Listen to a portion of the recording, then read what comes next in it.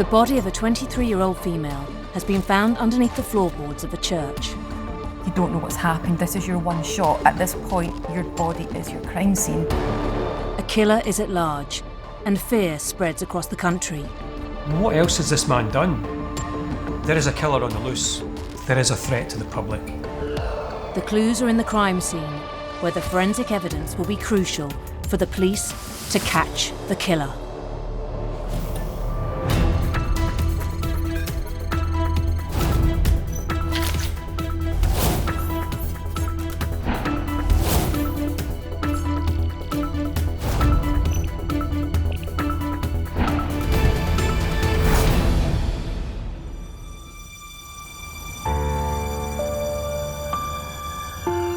A 23-year-old Polish student, Angelika Kluk, has been reported missing in Glasgow. She was last seen in the grounds of the church where she lived and worked. She's 5'3", with long fair hair and green eyes. Last seen wearing a pink vest top and black trousers. In all missing person cases, you are looking for the positive result, and you want to share that with the family. Angelika's family are becoming increasingly concerned and ask her to please get in touch. Police surround St Patrick's Church, the chapel where much-loved student Angelika Kluk has been staying. She was working here to raise money for her studies. Angelika eventually got a room in the chapel house, so she lived kind of on site and helped out around the parish. Angelika was probably what we'd class a vulnerable person. She was basically living alone, a religious young girl. She comes here to enjoy the city, to enjoy her religion and to continue her studies. She was settled here, she felt happy here, she felt secure. It was a home from home for her. Police are searching the grounds of St Patrick's Church in Glasgow, where Angelika had been staying. Looking at where Angelika stayed, start your search there to see what you can find. None of her belongings had been touched, passports hadn't been taken, which begins to heighten your tensions. This is a big marker that perhaps something nefarious has happened. A steady stream of detectives and forensic experts arrived at St Patrick's Church. As suspicions continue to grow, the police call in the specialist forensic search team. Now, these are people who come in who will literally leave no stone unturned. They will lift floorboards, they will go into lofts, they will strip down things to search the premises, and in particular, they search the church. My strong memory is of getting a call from the police to say that I needed to get here quickly. There was a major development. Search officers have noticed a misaligned carpet tile in the chapel. By lifting the carpet, they reveal a small hatch, where they discover the body of a young woman underneath the floorboards. The local community are in a state of shock as the body of a young girl was discovered here last night. Her body is still there, awaiting forensic tests. 5 days after she was reported missing, police have found Angelika and a murder investigation is launched. I'd never been to an incident in a chapel before or a church. There are people round about who are desperately keen to find out what's going on, which showed concern. So on arrival, it was quite daunting. Elliot Mackenzie is one of the first officers on the scene. This is a totally bizarre scene, certainly most alien to me and to my colleagues. Crime scene expert Sarah Thurkel has over 25 years' experience in the field. In this case, the body was found under floorboards in a church. This is an absolute forensic nightmare because it's impossible to get the body out. So there has to be a plan as to how the scene's going to be approached and what measures we're going to take to try and recover the maximum forensic evidence from the deceased. Forensic scientist Carol Rogers was assigned to the case. Angelika was lying directly underneath the hatch and there was green tarpaulin on top of her and also a black bin bag. So what you could see was basically from Angelika's waist to her knees. The way she was lying underneath the hatch, her legs were bent double underneath her. With something like this, you've got a body You don't know what's happened, you don't actually know where they've been murdered, you don't know if they've just been dumped here. So you're looking to recover a lot of samples because this is your one shot. At this point, your body is your crime scene. Quite clearly, this was going to be a meticulous forensic harvest, and it was going to obviously take a long time. And this was the golden opportunity to connect Angelica's death to the perpetrator. The hatch measures approximately 70 centimetres by 50 centimetres. Access to the body is going to be extremely difficult. Carol and the team plan their forensic strategy. You only have one shot at a crime scene, so you need to make sure that you take it in slow time and you work out the best plan of attack, if you like, before you go in there and start recovering the evidence. So the main difficulty really is that the body's underground. It's a really small space, so there has to be a really good strategy as to where the body's going to be examined, what evidence is going to be taken off her in situ. I wanted to go down and examine Angelica's body. Where it was is as soon as you move a body, then you can redistribute body fluids and can also potentially contaminate any evidence. The best way to do this is to go down underneath the floorboards and take the body samples. However, standing at the edge of the hatch and looking down, and it's dark and it's tiny, and the thoughts going through my head were, it's definitely the first time I'd been at a crime scene under the floorboards and the first time I'd been at a crime scene at a church. I was scared, I was really scared about going down there and doing it. The CSIs will have to go to unprecedented lengths to harvest the crime scene. We hooked up a light underneath the hatch so we could actually at least see what we were doing. And then we used what we call a tread plate, which is a piece of metal about 30 centimetres by 30 centimetres. Carol carefully lowers herself into the crime scene, ensuring she does not disturb the body. It was really claustrophobic. It was about 3 or 4 feet in height, so I was crouched down. So there was lots of space behind me, but very limited space to either side or above me. Once I'd started to examine Angelica's body, it becomes something different. It becomes about her. And just this beautiful young girl with everything ahead of her. And now you're sitting there next to her. You're starting to uncover a picture of what's happened to her. And all you want to do is your absolute best because you want to make sure you get that evidence. Carol examines the bin bag on top of the body. It smelt very strongly of blood, decomposing body matter, and we were concerned that there was perhaps some more flesh or another victim chopped up in this bag. And that black bag was emptied out, and that contained items of very, very heavily blood-stained clothing, a knife, a little block of wood. It's really quite unusual for these items to be left so close to where the body is. Normally a killer would discard these items a long way from the scene where it's unlikely they're going to be found. So this is a real breakthrough. Inside the bin bag was a knife. This knife was examined and there was no obvious blood on the knife. Inside there was some clothing, but also a sheet with some green paint on. The sheet was stuck together in the black bin bag, which means that this would have been put in when it was wet. So from a forensic perspective, this evidence was examined and then recorded and then packaged for fast-track actions there that can be taken. The black bin bag was fingerprinted. This was to be loaded onto the fingerprint database to try and ascertain if it linked to any offenders at all. In the dark and cramped conditions, Carol begins to take samples from Angelica's body. Once we'd removed the tarpaulin in the bin bag, we could see Angelica's body. We could see the extent of her injuries. We could see her clothing was in a bit more disarray. We could see what looked like stab cuts to her chest, and there was a lot of blood staining around. Of course, it affects you. Of course it does.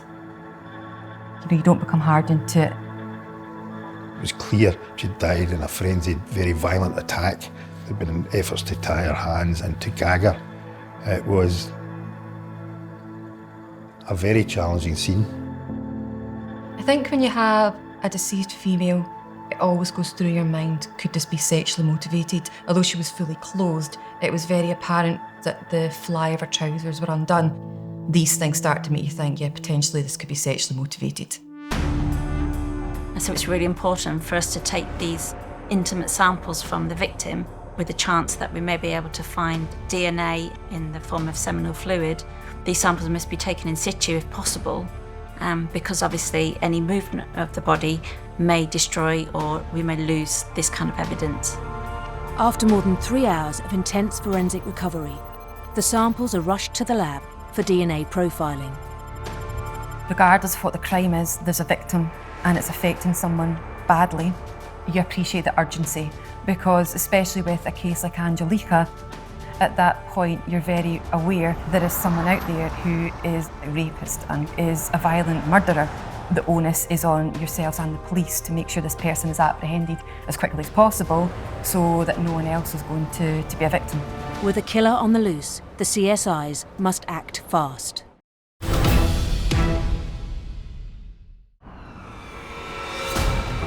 The body of 23-year-old Polish student Angelika Kluk has been discovered beneath the floorboards of St Patrick's Church in Glasgow. She'd been working at the church and residing in the chapel house next door. CSIs have taken intimate samples and forensic tests are being carried out on the blood-stained clothing, piece of wood and knife that were found in a bin bag on top of the body. This should have been a day of worship here at St Patrick's Church, but instead the building remains a crime scene, sealed off and guarded by police. Angelika's death has now been treated as murder. All I can say it was a horrific and very, very violent attack on a young lady. Parishioners are left in shock after hearing the news of Angelika Kluk's brutal murder. Here was someone, a young girl, being killed in this church that everybody in Glasgow knew because it's so visible. It just defied belief. The people in this community felt the pain in a particular way because this is part of their life. This is where they brought their children. This is where they got married. It is pregnant with emotion, this building. It's not just a church, it's an extension of their own homes. The post-mortem of Angelika's body has been conducted and the pathologist can confirm the cause of death. Angelika had severe head injuries, blunt force trauma to the head from small pieces of wood had been found in Angelika's head wound, as well as multiple stab wounds, and I believe she had some injuries to her hands and her arms as well. More horrific details emerge. Angelika's mouth had been gagged with yellow insulation tape. This was heavily blood-stained with blood from the victim, so therefore it was going to be quite difficult to get any of the perpetrator's DNA because most of the DNA is going to be masked by the victim's DNA. The tape was wrapped a number of times around the victim's mouth and head. They would have cut the insulation tape off from around the victim's mouth and then slowly and painstakingly tried to split the layers apart in order that they will be able to chemically treat it, and then maybe some dye to be able to enhance any fingerprints on there. So one of the lower layers of tapes revealed a partial fingerprint which was loaded onto the fingerprint database, but it was too partial to be able to come up with any suspects on the database. This partial fingerprint was swabbed for DNA. The police continue to search the church grounds to ascertain where the murder occurred. The priority at this point for the police is to try and establish where has Angelika been murdered. We know she's been dumped underneath the floorboard, but where has the actual assault happened? Reports suggest Angelika was last seen in the church garage. Carol prioritises this location. We started looking at all the items in the garage. The garage was full of pots of paint, bits of furniture. On first inspection, we didn't see anything obvious. Carol takes a closer look and something catches her eye. The garage was a dark grey concrete floor, so we got down and looked. Thought, well, that looks like a spot of blood. It was, circled it, and then, oh, there's another one. And we just started circling spots of blood, and the more you circled, the more you started to see. And then after a few minutes, you stand up and look, and you just have all these circles all over the floor. The small spots were discovered on the floor, walls and ceiling. Carol quickly identifies the distribution pattern, akin to impact blood spatter. And it's the kind of blood staining you see when someone has been struck or kicked or punched, when someone's been assaulted. So cast-off blood staining occurs when someone is repeatedly struck with a weapon. And as you imagine, the more someone is struck, the more the weapon becomes stained with blood. And every time that weapon is swung, blood will cast off the weapon onto the surrounding area, usually the ceiling or the walls. If it's cast off onto the ceiling, that's an indication that the weapon being used is something that's quite long. Within the garage, there were spots of blood which were sampled and then checked against the deceased's to see if it was her blood. This came up as a match. The forensic scientist was confident to say the garage appears to have been the site of the attack, the initial attack on Angelica and where she was potentially murdered. Forensic officers continue to work on connecting the two key scenes within the church. The garage has an internal door into the church, so you can move from the garage right into the church without ever going outside. But it was a case of searching all the area of flooring between the garage door and the hatch door. It's very difficult to move a dead body. They're incredibly heavy. This corridor area would have been searched by the CSIs for any evidence linking the two scenes together, for any fibre work, for any blood transfer, any other DNA samples along this route. A meticulous search of the route from the garage to the hatch fails to provide any new leads. We never ever found a trace, so we're of the belief Angelica was transported between the garage and the hatch, wrapped in the tarpaulin. The police turn their attention to the people who have recently been in contact with Angelica. The police would then go round these people. They would ask about her movements, they would ask about her background, her lifestyle. So there's a whole process that gradually builds up this increasingly detailed picture of everyone connected with Angelica running up to her death, because she may have been in contact with her killer before she went missing. In the very early days of the inquiry, 4 names that were of particular interest to the police. Of these 4 people, the police were able to speak quite quickly to 3 of them. The person they couldn't speak to was a man called Pat McLaughlin, who was a handyman at the church. The last sighting of Angelica had been constructing a garden shed in the grounds of the church here, along with a handyman who had also been residing or helping out at the church. We had his name. There had been efforts to trace this handyman, but unfortunately to no avail. And this person, Pat McLaughlin, had been working here. He came to the priest and sort of offered his services just as a kind of extra pair of hands, and he had apparently a very winning way and an engaging manner, appearing to be a very generous guy down in his luck.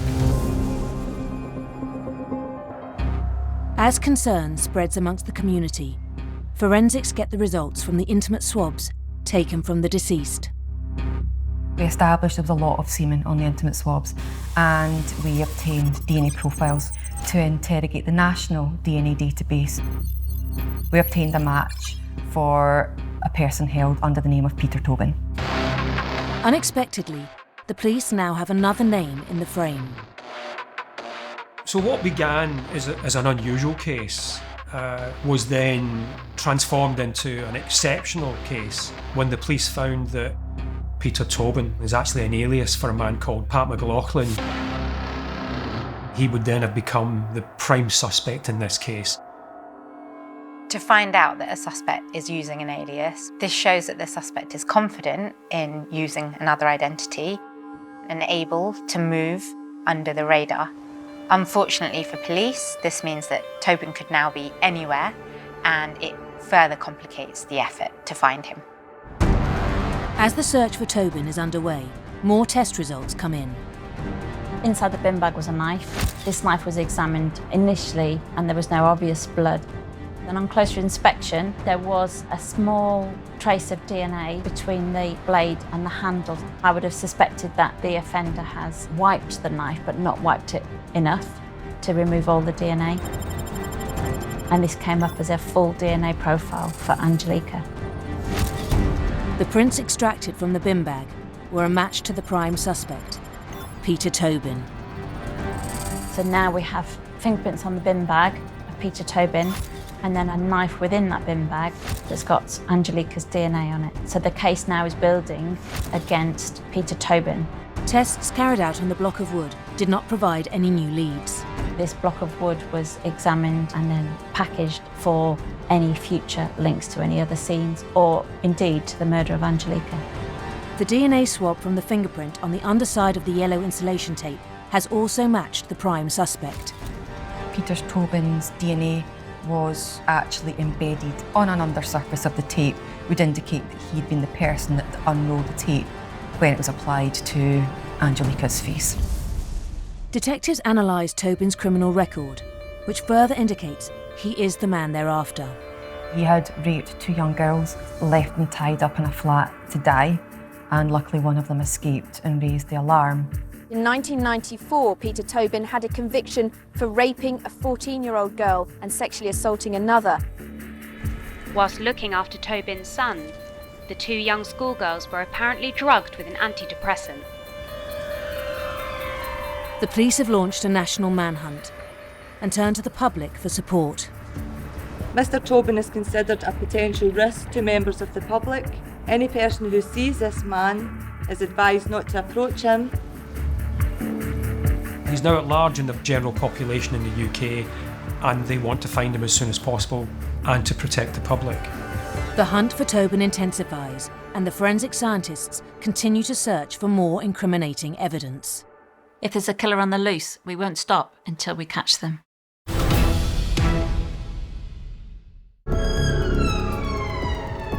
Serial sex offender Peter Tobin is on the run. He's suspected of murdering 23-year-old Polish student Angelika Kluk.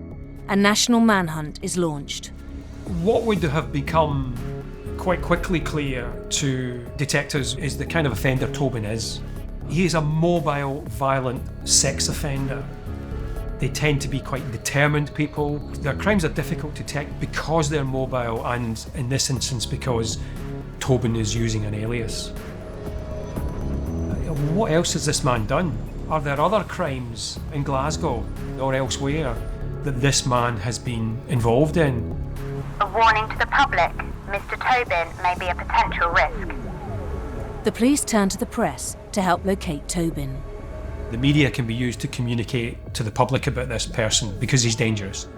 There are requests from the police for any members of the public who either had encountered this man or knew of him to come forward as witnesses and to aid the inquiry.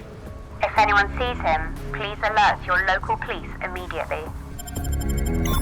Forensic evidence links Tobin to the victim and the deposition site, and the detectives believe Angelika was murdered in the garage. Despite a number of stab wounds, the pathologist has declared the cause of death as blunt force trauma to the head. The CSIs continue to search the grounds of the church for the murder weapon.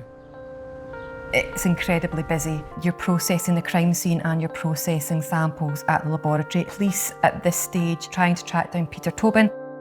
The extensive searches unearth a pair of men's blood-stained jeans and a wooden table leg. Both are fast-tracked to the test lab. As the investigation progresses, these table legs were examined by a forensic scientist for any traces of blood, and a small amount of blood was found on one of the table legs. Interestingly, on the table leg that had the small piece of wood missing, matched up to wood that was found in the bin bag as a physical fit between one of the table legs that was found in the garden.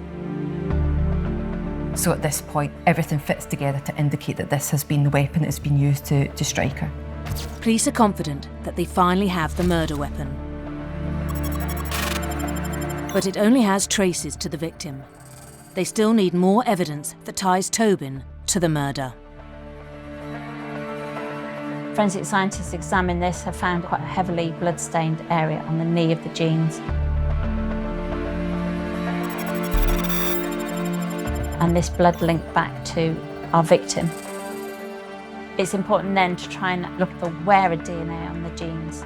The areas that would be looked at for wearer DNA would be around the waistband of the jeans and maybe the zip or fly area of the jeans.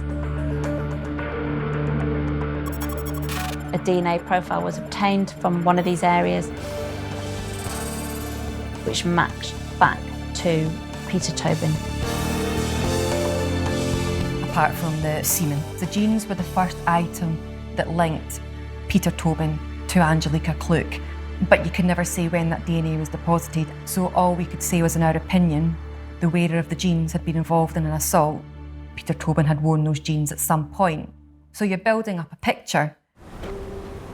The forensic evidence is mounting, and the police press appeal has provided a new lead. 400 miles south of the crime scene, a nurse at a London hospital believes that a Scottish patient named James Kelly resembles their prime suspect. Since studying the killer's profile, they know that he is confident changing his identity and confident to move to another location. So essentially, it's not beyond his MO to be using a new name in a new place. The Metropolitan Police descend on the hospital ward, where they detain James Kelly, who is indeed Peter Tobin. They finally have their man.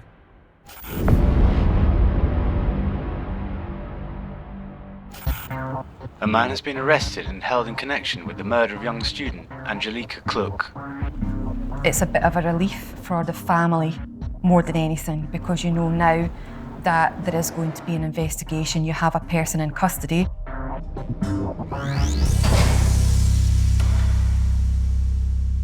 When an offender is arrested and taken into custody, clothing would be seized.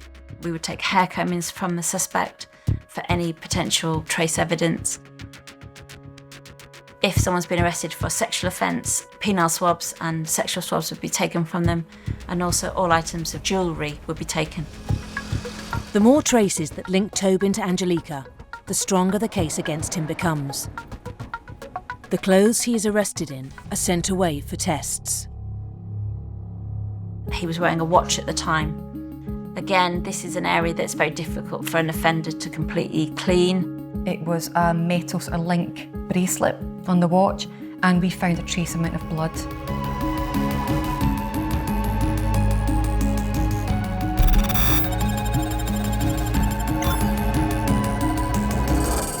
Within those links, and that matched Angelica Kluck's profile. So this is again a crucial bit of evidence taken from the suspect when he's in custody. Police now have another piece of vital evidence which links the suspect to the victim. His t-shirt was seized whilst he was in custody, and there was some staining on the front of the t-shirt. That was examined, and on the lower front of the t-shirt we found semen staining. And that matched Peter Tobin. It was mixed in with a lot of female DNA, and that matched Angelica Kluck. So it seems that was perhaps a t-shirt that he wore when he had sexual intercourse with Angelica. At this point, they have a man in custody who has changed his identity, who has moved to another area of the UK, but who is still wearing the same t-shirt that he was wearing when the act took place. It may act as a trophy, as a reward, as a sign of accomplishment, or it may be that he wanted to stay in the mindset of when the crime took place. In custody, Tobin denies any involvement, but with the overwhelming forensic evidence against him, he is charged and sent to the High Court in Edinburgh. When you have an innocent victim, a totally innocent victim, a vulnerable victim, that hits home. CSI's recovered DNA from the crime scene of Peter Tobin, a convicted sex offender. Detectives discovered that he had been using a false identity while working at the church as a handyman. So they will have really very strong evidence to connect Tobin with this crime. They will know where the attack started because of the blood spatter in the garage. They've got fingerprints from Tobin on the materials that were used to wrap up Angelica's body, to contrast their evidence with his account. The evidence that probably creates the strongest timeline is the evidence for the intimate swabs. Because there was so much semen on the intimate swabs, it's what we'd expect if someone had had intercourse recently. So at this point, our opinion is whoever has had intercourse with Angelica is the person who's responsible for her death. The family of Catholic student Angelica Klug has been put through more pain today. Her character was called into question in front of the jury. Tobin's defence team claim Angelica had a consensual relationship with him and that the evidence was circumstantial. I felt really sorry for Angelica's family when I saw the headlines, and a lot of the headlines seemed to be trying to paint her as a certain kind of person, and her name was dragged through the mud, and it was just disgusting. Unfortunately, it's not uncommon for any sexual or non-sexual interactions between the offender and the victim to be brought up at the trial, even though it may be of minimal relevance, and this undermines the crime itself. And that was really hard. She was just a young girl trying to better herself. She was studying. She was living and working in a church. It just didn't make sense, but it was all to try and paint a picture to help the defence. As the trial commences, the authorities continue to investigate Tobin's past.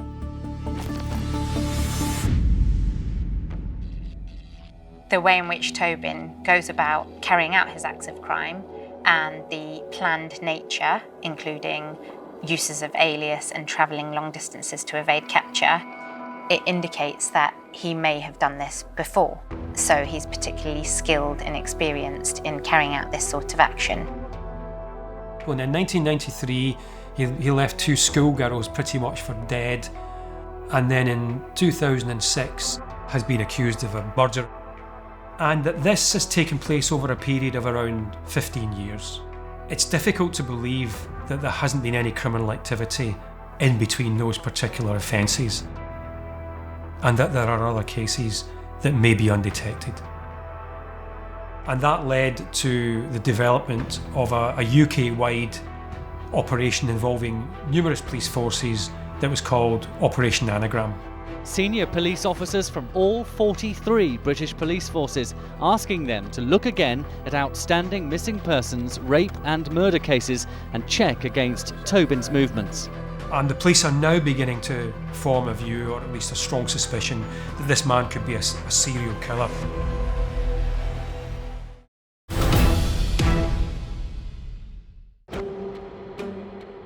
Peter Tobin is standing trial for the murder of 23-year-old Polish student and church worker Angelica Klug. As the trial continues, the authorities investigate Tobin's past, as they believe he may have committed more offences than are known. She was found underneath the floorboards of the church after being missing for 5 days. Peter Tobin, a convicted sex offender, was using a false identity. Forensic scientist Carol Rogers is about to take the stand. To be honest, when I stood in the witness box, I always make a big effort not to look at the accused. But in this instance, I did. And I think my initial thoughts were, he just looked like this small, frail man. He looked like he didn't seem like the kind of person you'd expect to look like to be carrying out that crime, if that makes sense. As Angelica's family endure a long and emotional trial, the police are still investigating Peter Tobin's history and whether he may have killed more victims. The police had formed the view that Peter Tobin was an experienced killer.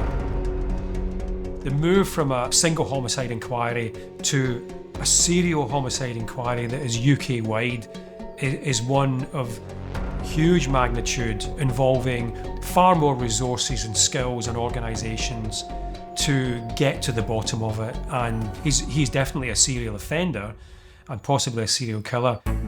Operation Anagram quickly collates a timeline of Tobin's past addresses and compares it with the missing persons database.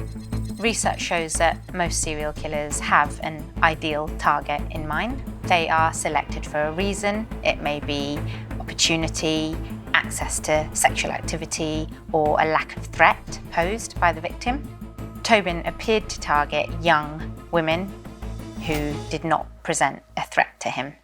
By looking at Tobin's previous crimes, investigators have the opportunity to scrutinise the details and see if the details of the previous crimes can help them to move the investigation forward. The investigation soon identifies 2 unsolved cases that coincide with Tobin's geographic history. One was the 15-year-old girl, Vicky Hamilton, who went missing from the Falkirk area in 1991. It was in February, after a weekend at her sister's, that the schoolgirl appeared to vanish. And the second in the same year, a few months apart, was the teenager Dinah McNichol, who went missing travelling back from a music festival in Hampshire to her home in Essex. Tobin was living near those locations around the time that the girls went missing. Despite the fact that it was many years later, they still had the belief that there might be some evidence that could be found. A specialist forensic team meticulously searched Tobin's former home in Bathgate, which was just a mile away from where Vicky Hamilton was last seen. I never knew anything really about Peter Tobin, and I started getting the details through. Peter Faulding is a forensic search specialist. So Operation Anagram was the main inquiry into Peter Tobin, but highly secretive operation. And then we were given the task of searching the complete house from top to bottom. And I'm thinking this is a huge operation. We couldn't leave it one stone unturned. The loft, all the way down through each room, the gardens, the chimneys, everything. We were looking for the body of Vicky Hamilton. We believed that she was there. In Edinburgh, the trial is still in the balance as Carol gives evidence from the witness box. Up until that point, the whole investigation is a team. But when you go to give evidence, it's suddenly the focus is on you. It's something that you're trained for, but you can never fully prepare for until you're actually standing there. That witness box can be an incredibly lonely place because suddenly it's up to you to get everything across to the jury. And your evidence is going to be scrutinised. In this case, the forensic science was crucial and helped reconstruct where the attack had taken place and what had then happened afterwards. But I'd be lying if I didn't say I was sitting there anxiously awaiting the verdict. Whilst the jury deliberates, the specialist search team in Bathgate make a significant discovery. We were there 5 or 6 days searching. It was long days working in the loft by stripping out all the lagging, and that was quite a time-consuming job. And then while searching behind the rafters in the loft at one end, they found a dagger, and it was immediately put into a forensic tube. It was sent off for DNA analysis. Whilst police await the DNA results from the discovery at Bathgate, the jury at the Edinburgh trial have reached their verdict. Unlike other cases, the forensic science evidence in this case was crucial and enabled the conviction of the killer, Peter Tobin. Peter Tobin is found guilty for the murder of Angelika Kluk. He is sentenced to life with a minimum of 21 years. Today, the judge told the 62-year-old he was unfit to live in human society. It's a big relief. It's a big relief because, as impartial as you are, you feel that that is completely and utterly the right result. The family now have an answer. But at the closure of the public case, that was not the end. But as we know, there was some real suspicions about the nature of Peter Tobin. Within weeks of Tobin's conviction, the forensics find a positive DNA match from the knife found in Bathgate. If there's DNA on an item, it can last an indefinite length of time. So, for example, if DNA has been found on a knife and the knife's been put away in a cupboard, unless an item has been washed or cleaned or used subsequently, the DNA can stay on there indefinitely. Cold case investigations around the world rely on this crucial DNA evidence. Tobin is arrested in prison and interviewed regarding the disappearance of Vicky Hamilton. Is there any way that you can assist us in finding this girl now? No. We don't know. Sorry, I can't help you. You know what I mean? As I say, I've never met her. You know what I mean? Never. You have no knowledge of where? No. Tobin's manner and body language appears to be quite aggressive, angry. Serious offenders often have troubled and dysfunctional experiences in their childhood. This reflects in Tobin's history. So at age 7, he went to a reform school. He also spent time in a young offenders institution, and later on he was convicted for burglary, forgery and a number of other crimes. Research shows that those who have an early age of onset for offending are more likely to continue their offending into adulthood, and those crimes may become more serious as time goes on. It is likely that his offending would have started earlier in his 20s, so there may be a number of other crimes that are currently undiscovered. Under the eyes of the media, the search team descend on another of Tobin's previous addresses, this time in Margate, Kent. Today, experts are searching for more victims of the recently convicted killer, Peter Tobin. To search for disturbed soil or human remains that have been buried in concrete, we use a thing called GPR, ground penetrating radar, or magnetometry, and that will send a signal, radar signal through the ground. It sends a return back to a computer and it gives me an image on the screen. Forensic experts are focusing on this area at the back of Tobin's former garden. Ground penetrating radar has highlighted this area, which means that several feet below, this soil was once disturbed. There was a large area where the ground had been disturbed. It was a really deep hole. The forensic archaeologist to actually dig that down, and that's a painstaking job. It's a slow task, hoping that they would find human remains. The search team make a gruesome discovery. An enormous amount of work, a detailed excavation of the garden, but what it did do was it led to them to the discovery of the bodies. Work on the site stands still today. Detectives arrive on behalf of Vicky Hamilton's family to lay flowers on the ground where her body has been discovered. Well, Dinah McNichol had been missing for 16 years before her body was found here, buried in the back garden of what was Peter Tobin's Margate home. She had been bound, gagged and buried here alongside Vicky Hamilton. He clearly was an extremely violent man. His MO was burying bodies. That was the way Tobin operated. Over the years, him working as a handyman, etc., or travelling salesman, roaming the country, there's probably many more he's disposed of, and no one will ever know. 16 years after the disappearance of Vicky Hamilton and Dinah McNichol, Tobin faces 2 further trials, where he is found guilty of both murders and receives 2 more life sentences. Serial killer Peter Tobin will never be released. It's the end of an investigation, it's the end of a court hearing. It's not the end for the family and friends and community of Angelica, Vicky Hamilton and Dinah McNichol. But what is left behind is a family who've lost a loved one and a vacuum in their lives.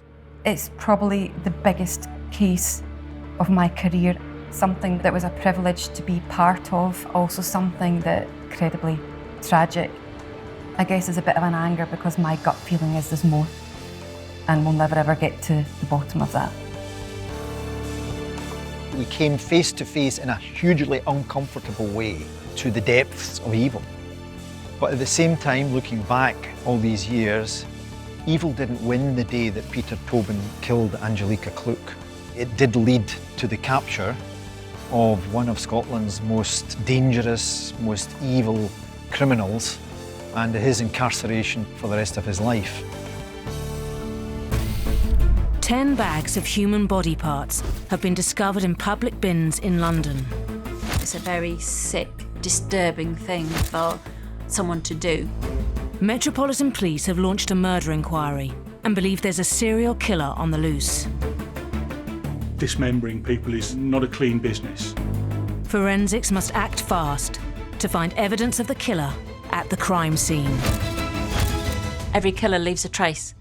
It's up to us to find that trace.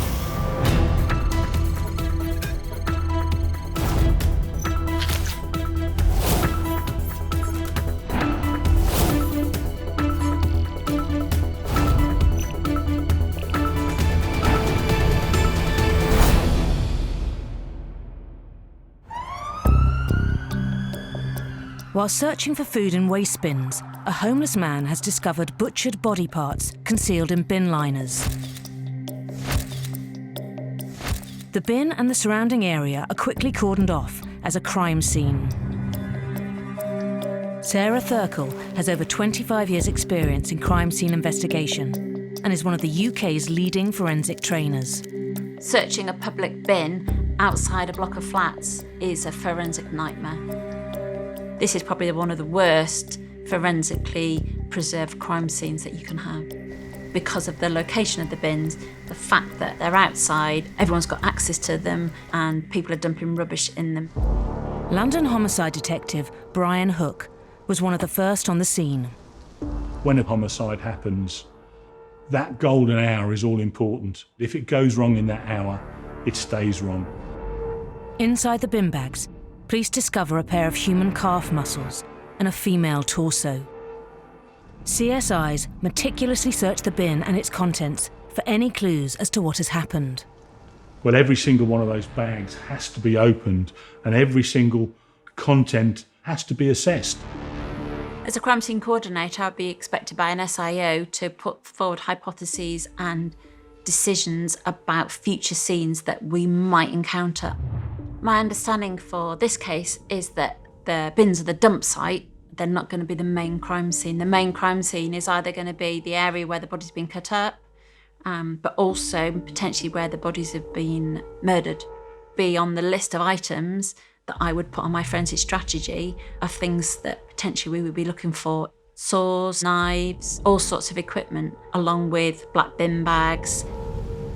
Police make inquiries with the residents of the flats who use the communal bins. Every crime scene's a challenge. The challenge here, there are hundreds and hundreds of flats. One of those flats could be our crime scene. Remember, it's vital that at the earliest opportunity we find where our victim was murdered and where the dismemberment took place, because there'll be a wealth of forensic evidence there. Day 2, with no active leads to the killer and potentially more than one victim, the case is declared a Category A murder investigation. There is a sudden increase of activity. The curve goes steeply up. All sorts of things are going on. We've got specialist search teams on the way. The inquiry team is making its way into homicide headquarters. The specific officers for house to house, CCTV, seized at the earliest opportunity. Within hours, the search team make another horrific discovery. Less than 250 metres away from the first deposition site. And it was in this area here, in Plender Street, that the specialist search officers actually found another bin liner that it also contained body parts. Finding who these victims were is of paramount importance. A DNA profile will take 24 hours to 36 hours minimum. The body parts are sent away for DNA analysis, and the pathologist confirms the detective's suspicions. At this point, it was actually realised that we had more than one victim. They have the torso of one female and the limbs from another. The Metropolitan Police have a serial killer on the loose. The whole enormity of what had actually been found suddenly hits you. This is going to be a momentous investigation. Fearing the killer may strike again, the detectives need to act fast. Communal bins are everywhere around here. Met Commander Andy Baker is brought in to oversee the investigation, and dozens more officers are called in to expedite the house-to-house inquiries. The house-to-house was extensive. On the face of it, a fairly mundane job, knocking on doors. Knowing what we know, though, it's quite scary to think that there's body parts found less than 20 yards away from where you live. And at the same time, you have to find out who lives there, making sure that you're checking that with what records show, so they don't leave a person off who could be a suspect. Many of the residents suggest a man from the estate the detectives should speak to. It's obvious from the house-to-house inquiries that a lot of the neighbours and people that live on the estate have misgivings about one of the residents and his attitudes and sometimes his behaviour. The police now have a person of interest on their radar, and the digital forensic team has an update regarding the CCTV. They had an image of a man in a long, dark coat, wearing a baseball cap with a New York Yankees logo on it, opening the bin in Plender Street, where body parts had been found, and actually depositing a bin liner. Was someone from the local flats had taken the bin bags out from his flat and dumped them in the bins outside. The man is identified as local resident Anthony Hardy, the person brought to the officers' attention during the house-to-house inquiries. We now have somebody that we can look at far, far closer. Police pinpoint Hardy's flat on the estate. He lives in between both deposition sites. This is the back of the block where Hardy's flat is,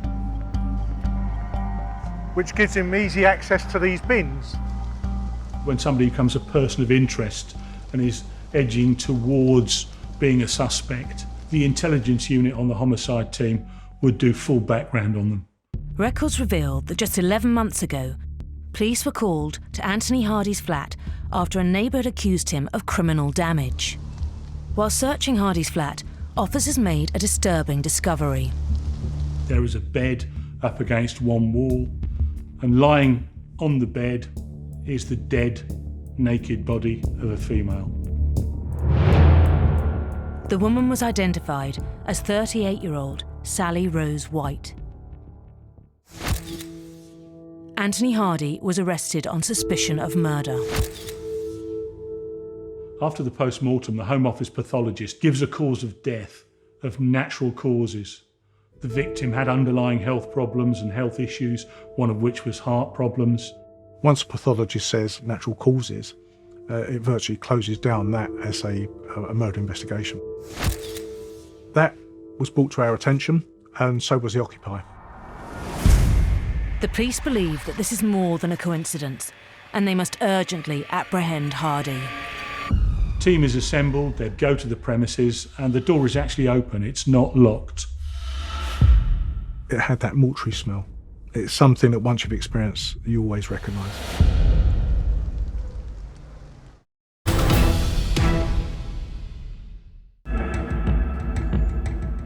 Human body parts from 2 unknown victims have been discovered in public bins on a North London housing estate. Police have identified a suspect, 51-year-old Anthony Hardy. A specialist team has gathered out of sight of Hardy's ground floor flat. They are ready to force entry and arrest him on suspicion of 2 murders. What we have is a man that not 11 months previously had a dead body in the flat, not 150 yards away from this scene where we found dismembered body parts. For evidential purposes, an officer records the events. They opened the door and they're greeted with a corridor.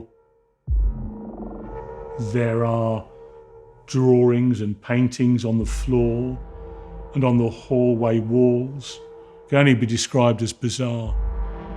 And it's fairly obvious at this point, Mr. Hardy is not there, but there is a distinctive odour within the premises. As you go right into the sitting room, you're greeted with a dining table. By the dining room table, there are actually 3 televisions connected to 3 VHS video recorders. And on the table are multitudes of VHS cassettes. There was stacks and stacks and stacks of videos, sadomasochistic, violent, hardcore porn. I remember seeing a red devil's mask on the wall opposite. Gave you that kind of shudder when you looked at it. There is a distinctive smell coming from the bedroom. The door to the bedroom is opened. Not only does the odour get stronger, But on the floor next to the bed is an object covered by a black local authority bin liner. And lying on top is a hacksaw and a number of knives laid neatly, almost halter-like. Unfortunately, underneath there, what we discover is the torso of a female. The police now have 2 torsos, but there is still no sign of their prime suspect. Hardy's not there. Where are we most likely to find him? We're now dealing with a manhunt. The flat is secured as a crime scene, and harvesting forensic evidence becomes the priority. My understanding is that it was a very disturbing scene within there. This is where there would be discussion with the crime scene coordinator and the SIO as to what actually they want us to do at the scene. What's the forensic strategy? You could spend weeks and weeks proving everything at a vast cost when actually only examining a few items will prove beyond reasonable doubt that this is your offender and this is where he's committed the crimes. My priorities would be identification of the females, identification of the tools and the bin bags.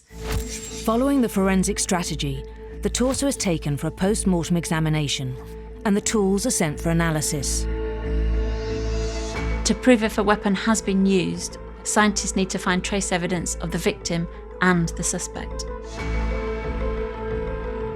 Examining the hacksaw blade, you'd be looking for evidence of DNA on the teeth of the hacksaw, bone or any fragments of blood or tissue to be able to tie this hacksaw to any of the victims in the dismemberment. To dismember a body with a hacksaw needs a lot of force, so you would be looking on the frame of the hacksaw for any fingerprint evidence where the hacksaw's been pushed down. Any fingerprints that are recovered from the hacksaw frame would be submitted to the National Fingerprint Database to see if there's any matches on any known offenders. The swab samples are sent to the lab to see if they match a profile on the National DNA Database. The post-mortem report confirms that the torso found in Hardy's bedroom matches to some of the limbs recovered from the first 2 crime scenes. The pathologist has also made a discovery on the torso, what could provide a breakthrough in confirming the victim's identity. He has extracted cosmetic implants. The clinic that did the procedure was actually in Germany. And we know that because the clinic actually, on the implants, had a unique reference number for each and every implant that they made and inserted. So they were able to actually give us the patient's details. The serial numbers identify 29-year-old Elizabeth Falad. She was a lady who had fallen upon hard times, had drifted into drugs and alcohol. Further investigation reveals that Elizabeth worked as a high-class escort. That she had worked in Chelsea, in those kind of areas, Mayfair, but sadly her dependency on drugs had really kind of lowered how she earned her living. Now that you have a victim, you now have a direction you can go in. You can look at their lifestyle, where she frequents. You can now talk to people that she knows, that know her. Elizabeth's vulnerabilities led her to London's red light district, King's Cross. I suppose in the old days at King's Cross I'd have been stopped by now for circling, wouldn't I? This is a totally and utterly different neighbourhood now to what it was in those days in 2002. It had a reputation, quite rightly, for vice, for prostitution.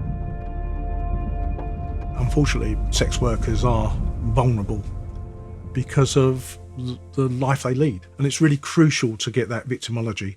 The history of that victim could inform you of how they came to sadly meet their death. There's variation in the literature looking at why serial offenders commit murders. One possible explanation is that there is a sexual nature. Sex workers are an easy target for Anthony Hardy. He lived in an area where lots of them work, so that he can engage with them without arousing suspicion from others. Whilst the manhunt for Hardy continues, the results from the hacksaw tests are in. The fingerprints found on the frame match back to Anthony Hardy, and there's a mixed DNA profile found on the blade. Part of the profile matches back to Elizabeth Valad, and the other matches to the torso found at the first bin site. This profile is run through the National DNA database, and there is a match. We identified Bridget McClelland. She was a mother from central England.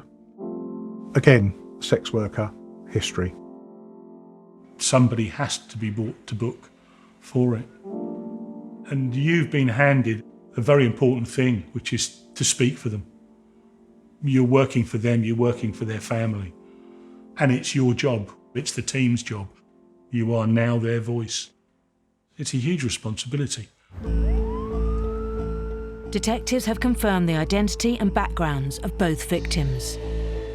We still have to prove that it was Hardy that has done this terrible deed to both of them. And what we're looking for now is where those paths crossed with Hardy.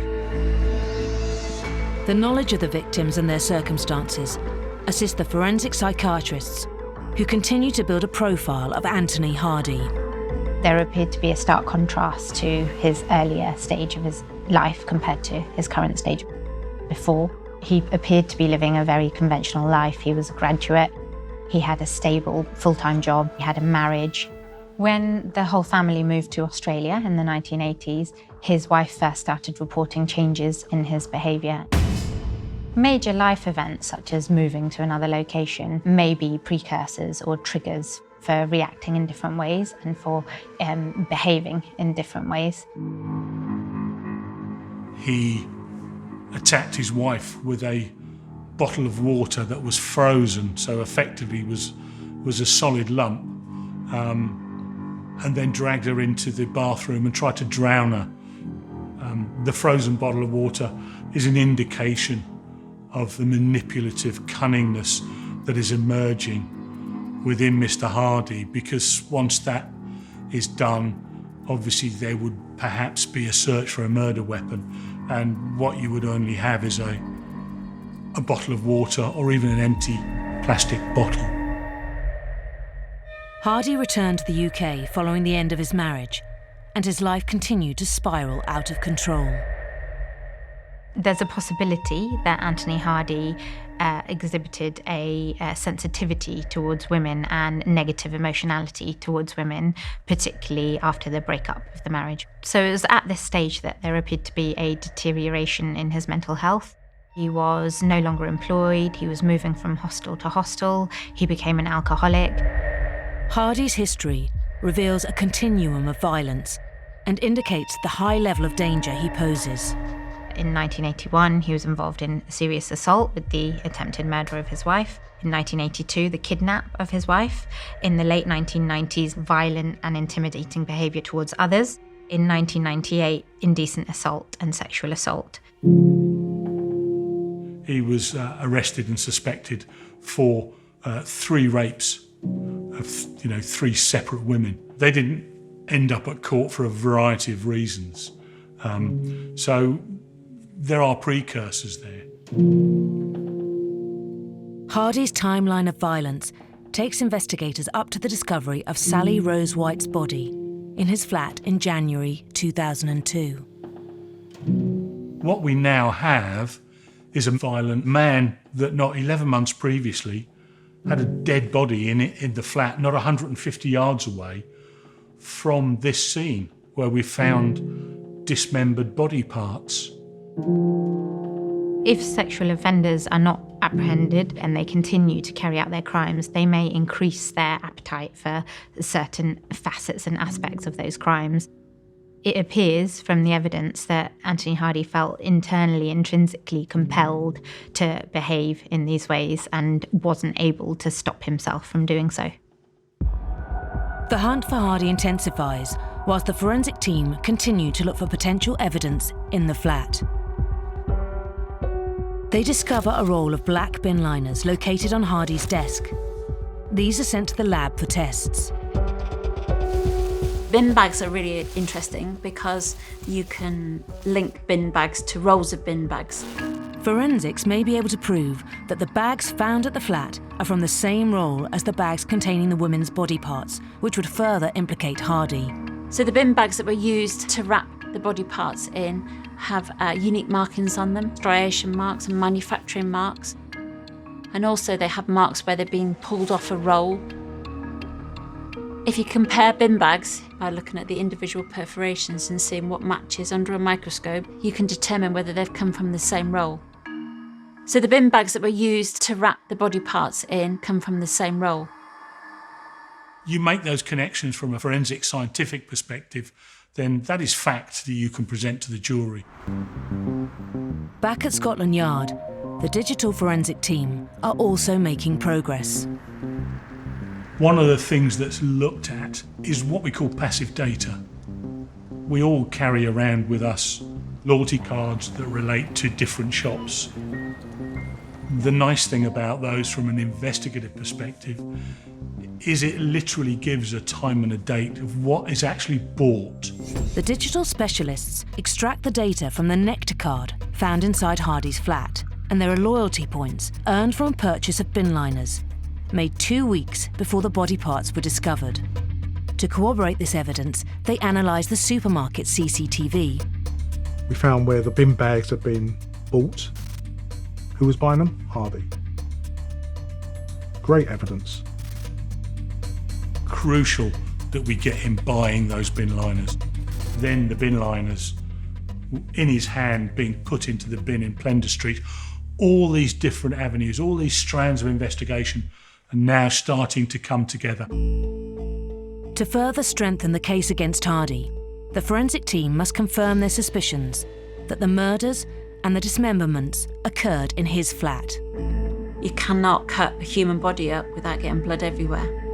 On that first walkthrough, there was no blood apparent, and we decided that we would lean on our forensic experts and say, what can we do? They came up with the state-of-the-art technology of Luminol.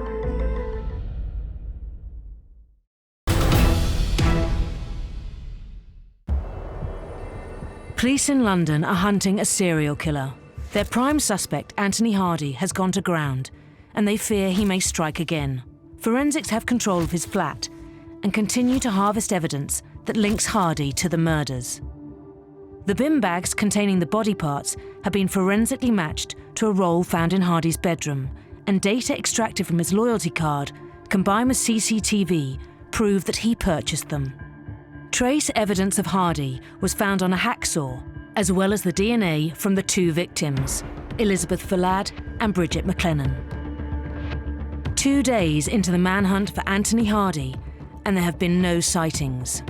We knew we were looking for a serial killer. We had descriptions of Anthony Hardy. He was a big man, well over 6 foot. Grey hair, beard, glasses, wore a long black leather coat, was well known in the King's Cross area cafes. The urgency to apprehend Hardy drives detectives to utilise the media. One of the largest police investigations was launched as more body parts were found. Hardy was dubbed the Camden Ripper.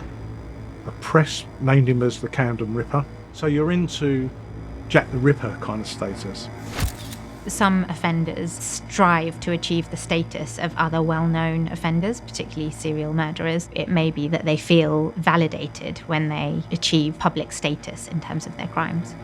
For Hardy to have been compared to someone like Jack the Ripper may have made him feel that he had accomplished something or done a thorough job in terms of his crime trajectory.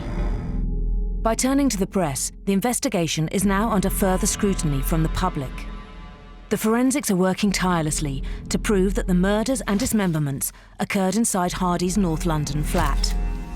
What we must realise in relation to Mr. Hardy, The very fact we had one of the victims actually in the flat sounds as if it's overwhelming evidence. In reality, it's not. He could have turned round and quite happily said, "Nothing to do with me. It was a third party. I'm not involved in any way, shape or form." We still have to prove he was involved. Obviously the victims have been dismembered, but dismembering people is not a clean business. If the blood had been cleaned up and we could find that, we could present that as evidence. To determine if there had been a clean-up of blood, the CSIs employ a breakthrough technique called luminol. Luminol is used for examining areas for blood traces.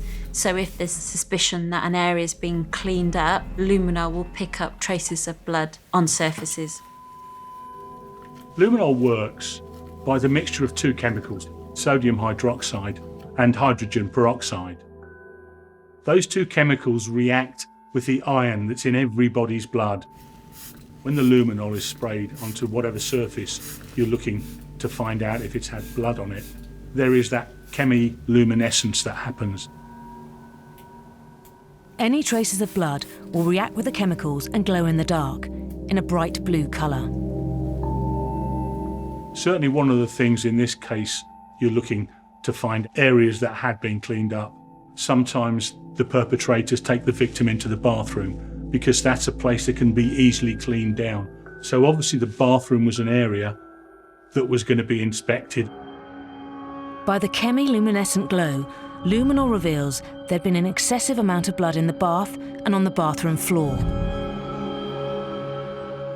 Also, the door frame leading into the bathroom, the luminol revealed that blood had been wiped from that location, which is perhaps an indication that something bearing blood or bleeding had been dragged along the floor into that bathroom. Despite a thorough clean-up, the luminol reveals that there was once a vast amount of blood in both Hardy's bedroom and bathroom. And all this is evidence. The more evidence you have, the bigger that wall of evidence, those bricks you can build up, which will go towards, hopefully, a conviction. The forensics begin to build up a picture of the horrific acts that have happened at the crime scene, and they have documented further evidence that illustrates Hardy's sexually deviant interests. Anthony Hardy had very much personalised his flat with some quite standout details, such as vast amounts of pornographic material. There were images drawn on the walls. It's reported that there are satanic markings and slithers of dried skin and flesh on the wallpaper. He appears to have satanic masks and devil masks. It may be that he ties this up with his compulsion for the sexual gratification. There's a lot of videos in there, pornographic material. From a forensic point of view, that's not really important for me to find his fingerprints on those videos because it's his videos in his flat. It's good intelligence, but it's not going to prove the murders. It's going to prove that the man's a bit weird, but it's not going to prove that he's murdered and dismembered girls. But for forensic psychiatrists, this sheds more light onto Hardy's mindset and actions. All the evidence indicates that Anthony Hardy is a sadistic killer. Serious violent offenders of this kind fantasise and plan for the crime itself and engage in various rituals throughout the commission of the offence. It appears that Anthony Hardy is a very dangerous person and may pose a further risk to women in future. And you begin to build up a picture, but then you're thinking, it's a manhunt, is he going to harm anyone else? With fears mounting that Hardy could strike again, the pressure is on the detectives to track him down and arrest him. Because we're now manhunting Mr. Hardy, his lifestyle, what he does, where he goes, is imperative to know every single detail. And one of the things that became apparent is he had some medical conditions.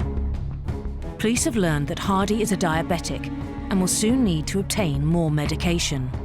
It was obvious from what wasn't in the flat that the medication would be running out.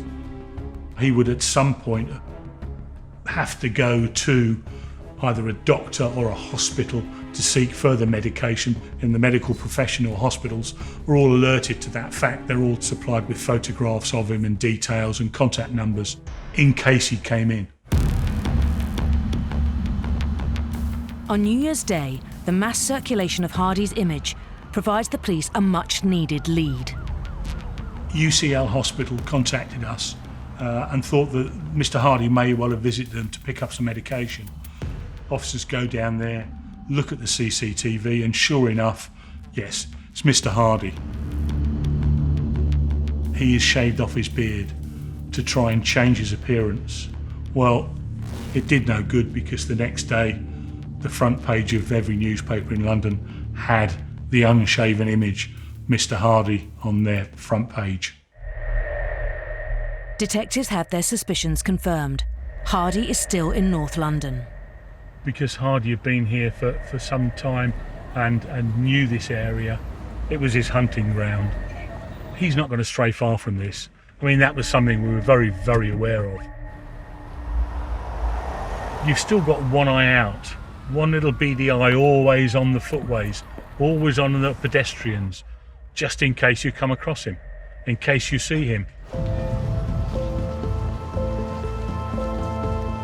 24 hours later, another sighting. An off-duty officer and his son see a man fitting the description of Anthony Hardy at Great Ormond Street Hospital.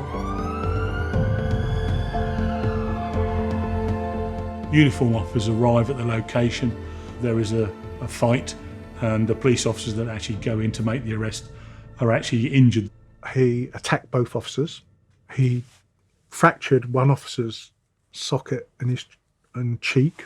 He stabbed another officer in the hand. They held on to him. After a 3-day manhunt, the police finally have their suspect in custody.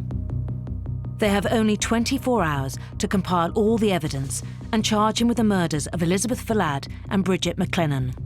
As soon as he is taken to a police station, the clock under the Police and Criminal Evidence Act starts ticking.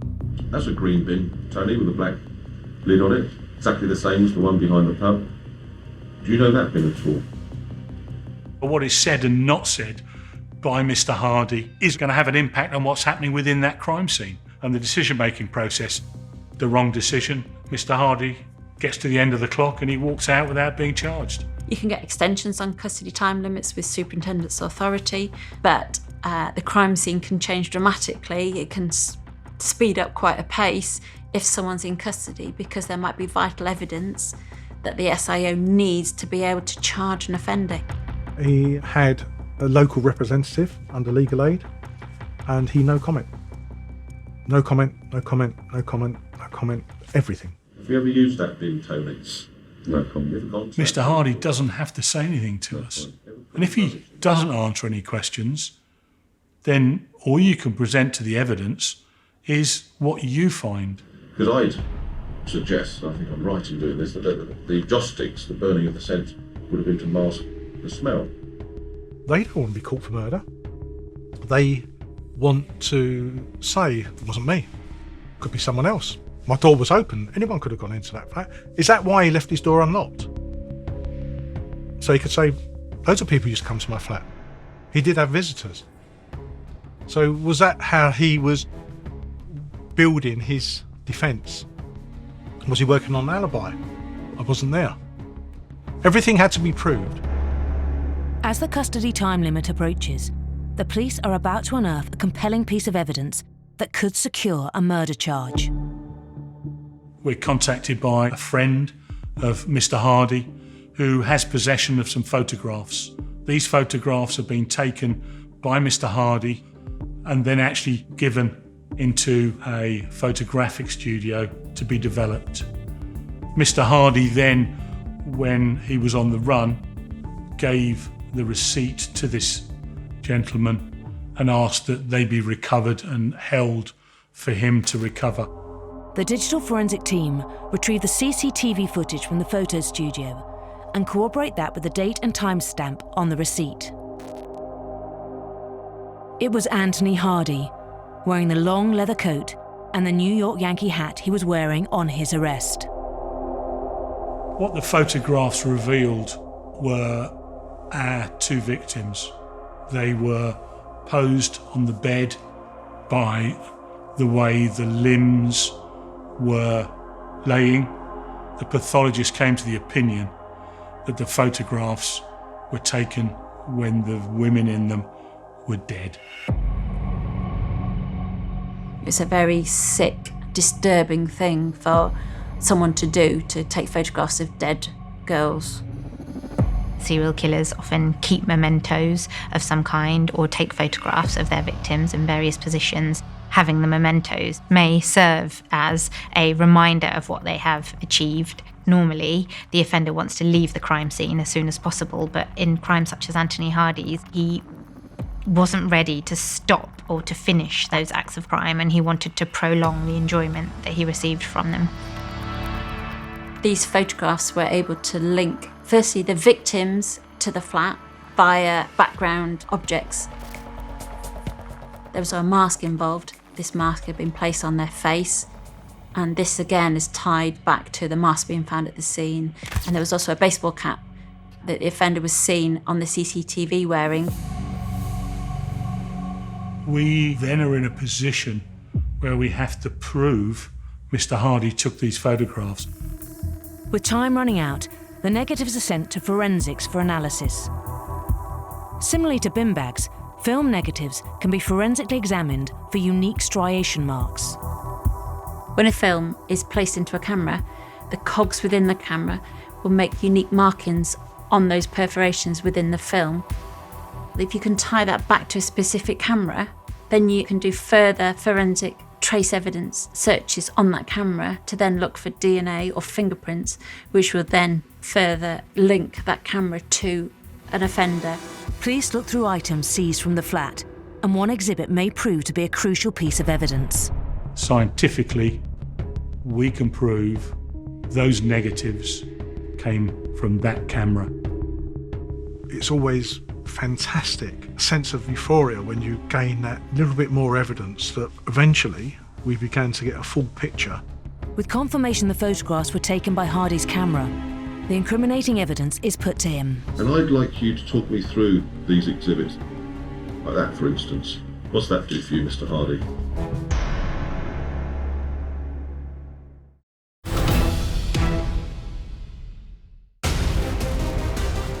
After discovering body parts in bins, an extensive forensic investigation ensued, leading to the arrest of suspected serial killer Anthony Hardy.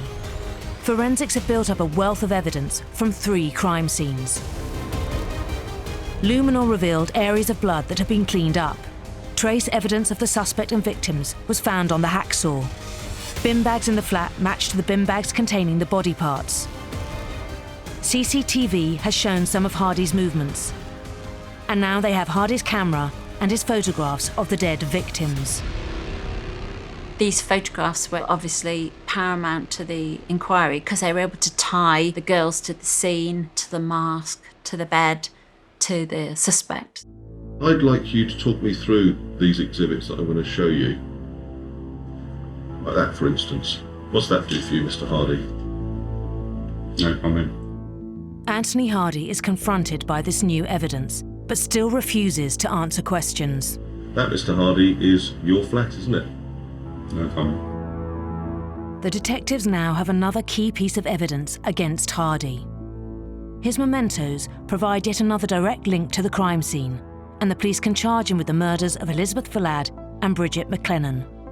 The team now has 10 months to prepare for trial. There is still huge amounts of work to do. We're looking for similar fact evidence. Is there any evidence in his past that he's done similar things before? We had witnesses come forward, other sex workers, and several of them actually said that whilst engaging in sex, he let the whole of his weight bear down on their body, and they would find it very difficult to breathe. We know that another female came forward and said that she was attacked by Anthony Hardy, and she said, "I couldn't speak because I could not breathe. It was like he was pushing me right down into the bed. I physically couldn't move and couldn't speak. he got a kick knowing I couldn't breathe.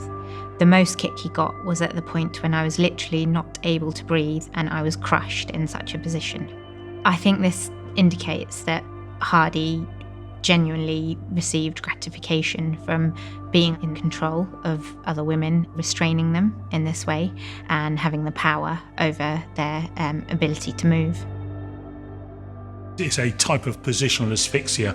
In other words, the diaphragm is not able to move and therefore you can't draw oxygen into your lungs and effectively suffocate. So that is a distinct possibility as a cause of death for our two victims. This new intelligence brings Hardy's background back into question. We went through other sex workers that had been murdered because they had to be put to him. We had to get all the paperwork out of Sally Rose White's investigation 18 months previously. The pathologist reviewed what he decided back then and came to the conclusion that Sally Rose White, in fact, it was asphyxiation by pressure. Bearing in mind, Sally Rose White was a very small woman. This 22-stone man just pressing into you could have been a cause of death. A consultant forensic psychiatrist who assessed Hardy in 2003 suggested the following explanation. If the jury accept that the defendant did in fact intend to kill or seriously harm his 3 victims, then I believe the offending is linked to the defendant's sadistic personality, his intoxication with alcohol, and his rage at his sexual dysfunction. Police were determined to never allow Anthony Hardy to walk free again. We are working for our victims. If we get it wrong now, it stays wrong. It will always be wrong, and it will still be wrong when we put the person in the dock at the Central Criminal Court charged with murder.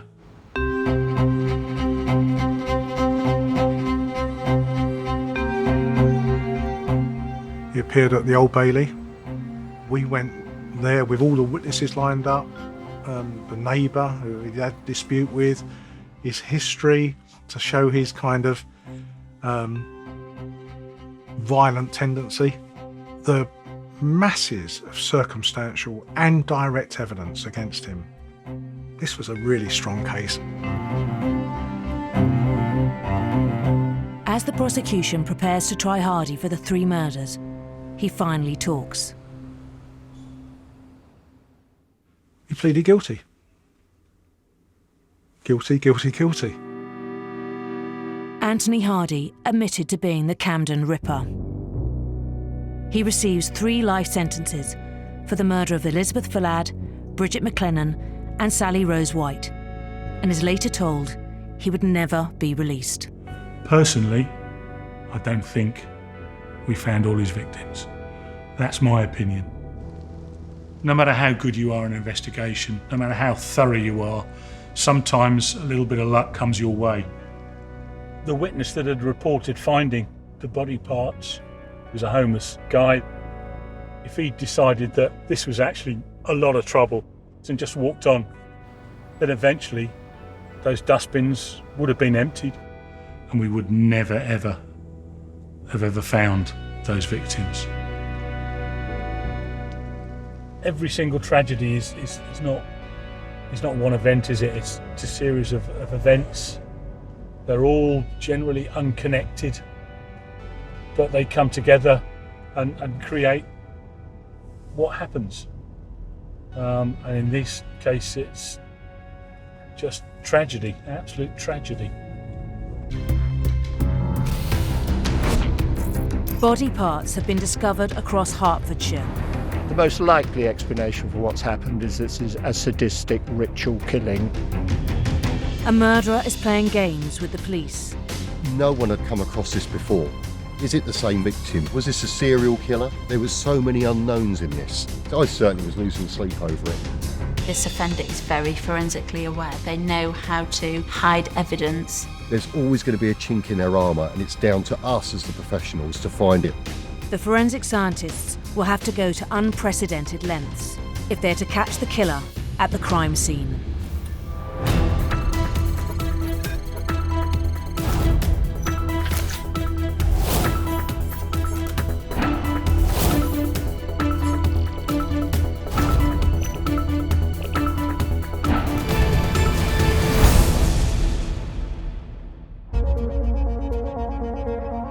police have received a 999 call about a suspicious package discarded in a field.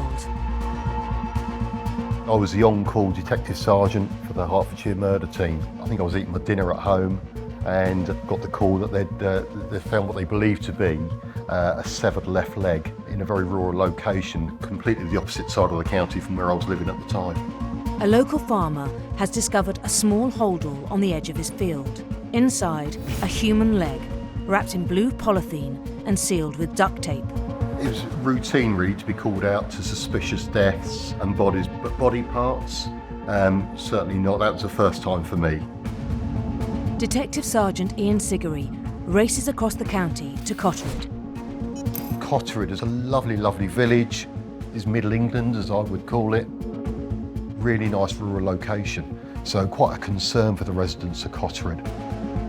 Ian and his team cordon off the country lane and the vicinity around the discovered body part.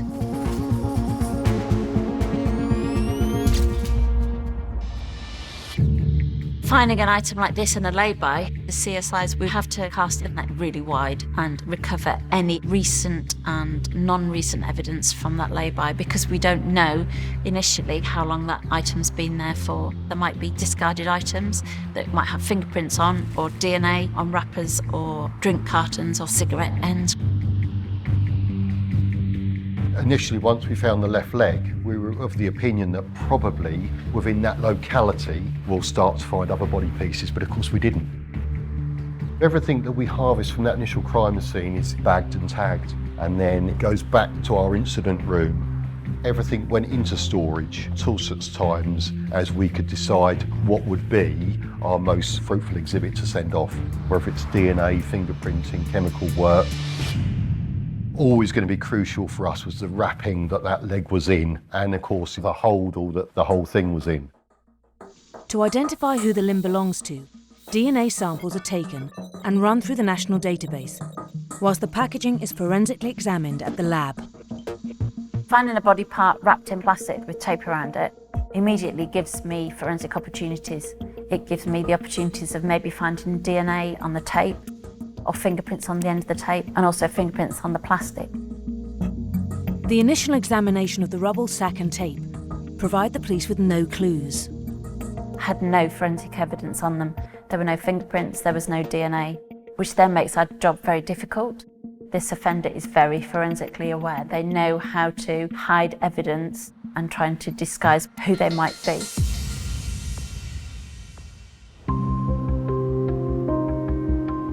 All of the routine inquiries that we carried out in Cottered really came to no avail. No one had seen a car parked in the lay-by at the material time. No one had seen anybody dumping anything in the side of the field. So we were none the wiser really when it came to Cottered. The results are in from the DNA samples taken from the limb discovered in the holdall. Unfortunately, it came back as no trace, so the body part remained unidentified. It was quite disheartening really, because we knew that if we identified who our victim was, then naturally the offenders would follow very soon thereafter. The pathologist did, however, make an observation about the efficiency of the amputation. Whoever carried out this dismemberment had done so in a very, very professional way. We were hypothesising, well, was this a medical amputation? Experts tell us that the dismemberment itself was very skilled, clinical and professional, and that indicates that there may have been some prior experience or practice in dismembering bodies. It requires great anatomical knowledge to cut at precise cutting points, so that may be part of the medical profession. It could be working in a butcher's. 7 days later, another gruesome discovery. The second call came in again on a Sunday. A couple found a forearm just at the side of the road in Wheathampstead. When the call came in, I was sure that would be obviously linked to our leg.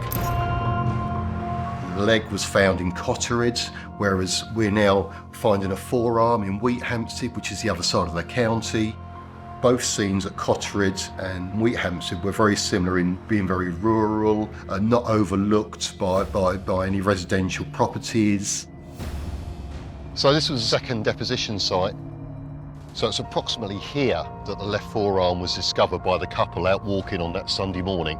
Literally just laying at the side of the road, just off the grass verge. So we believe it had probably just been launched, maybe just out the car window. You would identify it as definitely a male. It's quite a hairy arm, very professionally severed at the hands and cut off at the elbow, but it was all very cleanly done, as if someone had done this before. How long had it been here? Had it actually been deposited before the left leg a week before? We weren't to know. At this early stage in the inquiry, all we knew, it was definitely a white male, but that was it. So male and ethnicity, nothing else. So now we've got 2 crime scenes, 2 potential dump sites of body parts. I would, as a crime scene manager, try to look to link the 2 scenes together. Are the same tyre track marks at the 2 crime scenes? We would do this by photographing them, and then also, if they were good enough, we would take a plaster cast of the tyre track marks. It's important to keep all options open at a crime scene like this, and although tyre track marks aren't the best bit of forensic evidence, we don't know if they're going to be relevant or not, so it's really important to recover as much evidence from the crime scene as possible.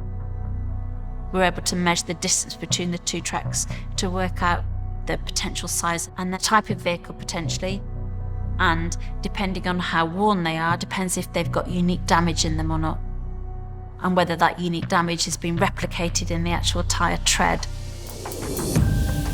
We're not going to have any eyewitnesses to the deposition. We've got no CCTV. House-to-house inquiries are going to give us virtually very little. We knew we'd probably find a link eventually, but what was it? Was somebody deliberately trying to be sporadic in their deposition sites just to throw us off the scent? It's possible that the offender didn't have great concern for being detected by the police, because we can see that the body parts weren't necessarily hidden. So we're looking at somebody who is likely to have been looking to exert some control to achieve some sense of power and recognition and reward, send the authorities in different directions. Was this a serial killer? Was it organised crime? Was someone playing games with the police? We just didn't know, and not knowing is a concerning thing. 48 hours later and 100 miles north, Leicestershire police have discovered a skull that's been stripped of all its flesh. Of course, we believed it was going to be linked. We dispatched a team up to Leicestershire to liaise almost immediately.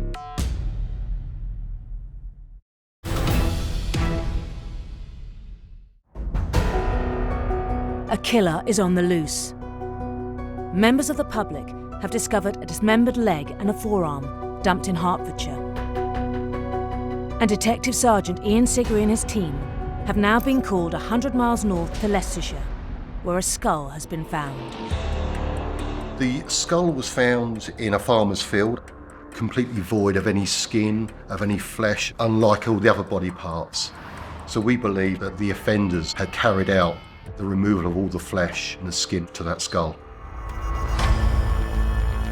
A sort of midsummer murder type scenario with a leafy village in the suburbs of Hertfordshire, and they find a leg and then we find a forearm and then a skull in Leicestershire. So it really had gripped the nation. A killer who appears to have almost taunted the police and courted publicity by scattering body parts far and wide. There'd been huge media coverage nationally with these body parts turning up. It was on all the news bulletins. The most likely explanation for what's happened is this is a sadistic ritual killing followed by an attempt to generate publicity.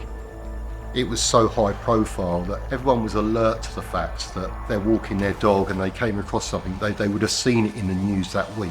Detectives are appealing for witnesses for anyone who saw anything suspicious in these areas where the body parts have been left since the 20th of March. The world was looking at us, sleepy Hertfordshire. Once again, the forensics sees hundreds of exhibits, but there are still no fresh leads. The police are hoping the skull and dental analysis will provide a much-needed breakthrough. I think leaving the teeth was a real schoolboy error, because it really was our best method now of identifying our victim. But of course, we need to narrow it down. We just couldn't send these dental impressions out to all of the dentists in the UK. That's just not a feasible line of inquiry. But we knew that once we had a few more clues, then those teeth would really give us the identity of our victim. Several of our detectives just focused purely on missing persons. We're looking at international missing persons as well. Was this someone foreign to our lands that had come across? We went through hundreds of missing persons throughout the UK, and it was a big piece of work for the inquiry team. And if they did fall within our criteria, then we were going out visiting family and relatives.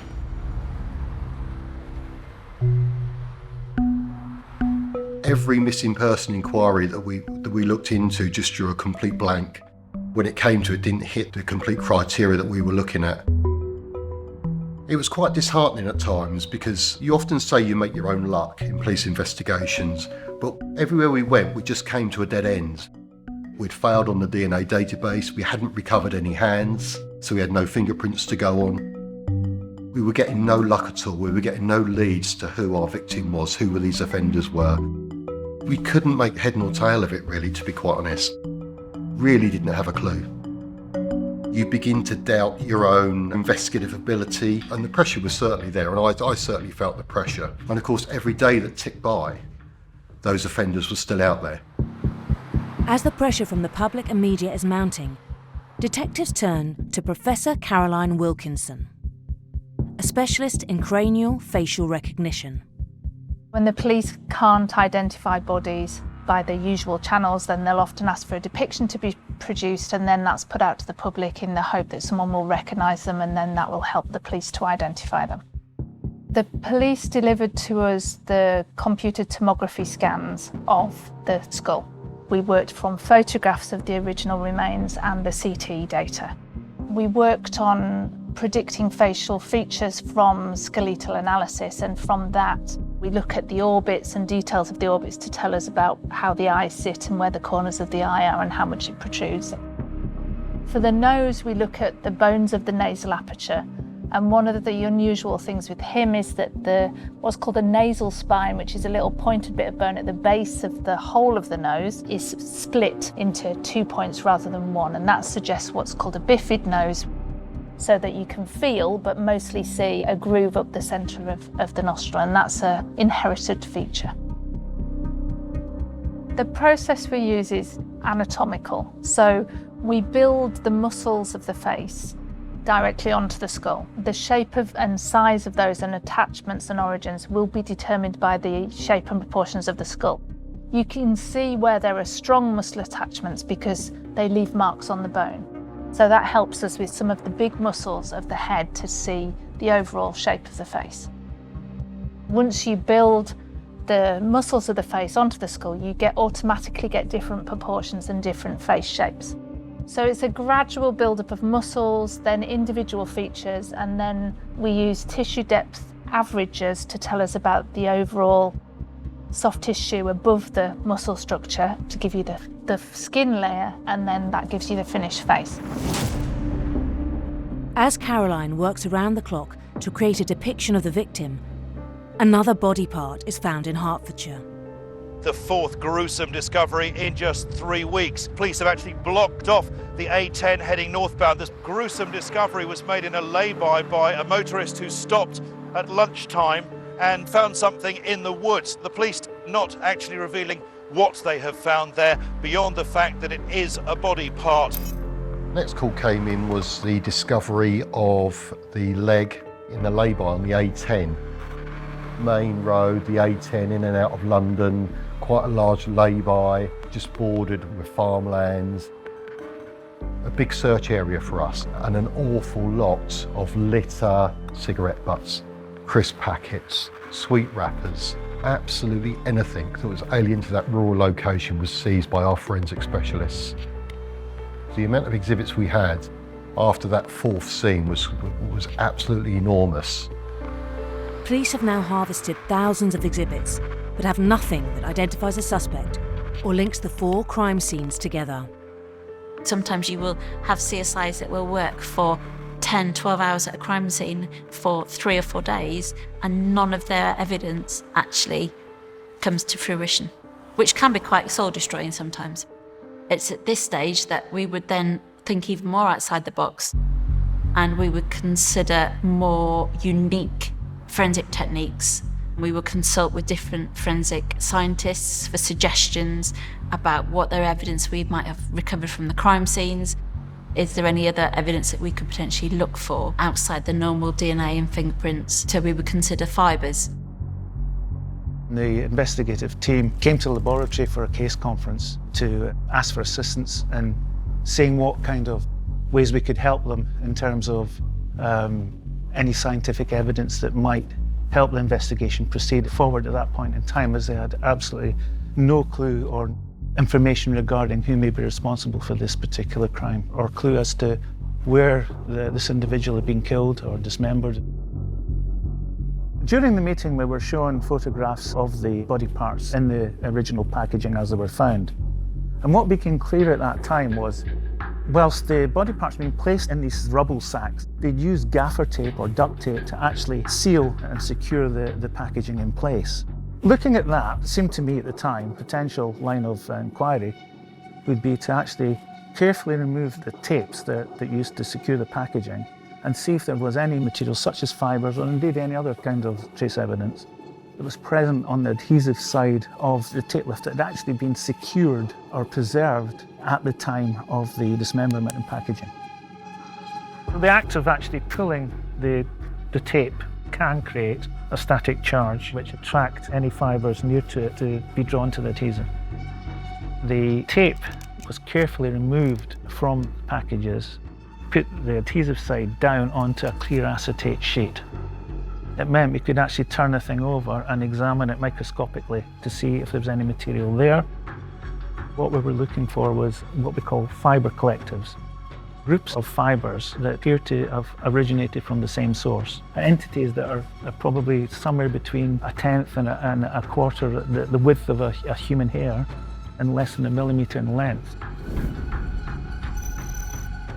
The collectives that we discovered on these sections of tape turned out to be what we call flock fibres. A flock is what's called a non-woven textile. It's formed by chopping sections of yarn up into very, very short fragments and then electrically charging them so that they stand upright. They have a very distinctive texture to them. They actually, when you touch them, they actually feel like a peach skin. And because it's just stuck down, it's not woven, is it sheds incredibly well. So the information we gave to the investigative team at that time was, if you find a place of interest, look for something that's blue in colour and has this particular peach skin texture to it. Bring it to the lab if you find such an item, and then we'll perform a comparison using different analytical techniques as well as microscopy. As the detectives exhaust all the forensic angles, the killer they are hunting provides them a new lead. This is the fifth gruesome discovery in just 3 weeks. A local farmer alerted police to what's believed to be part of a male torso here at Gore Lane in Standon in East Hertfordshire. The call came in for the discovery of the torso over the Easter weekends. The torso had been found in a suitcase in Plash's Farm, not far from the A10. It's likely to be from the same man whose legs, arms and severed head were found at locations around Hertfordshire and Leicestershire in the past 3 weeks. The torso went to a local hospital. We had a Home Office pathologist come out to conduct a post-mortem. That really did give us some momentum on the investigation because for the first time we discovered our cause of death, which was crucial for us. We established that there were 2 stab wounds through the back, one of which had gone straight through the lung. The discovery of the torso gave us a few more lines of inquiry in respect of it reduced the age for us, so we were able to be more specific on our search for missing persons and our media appeal. What police know so far is that he was white or Asian, in his mid-40s to early 60s, 5'6" to 5'10", and large, 16 or 17 stone. The detectives revisit the Missing Persons National Database.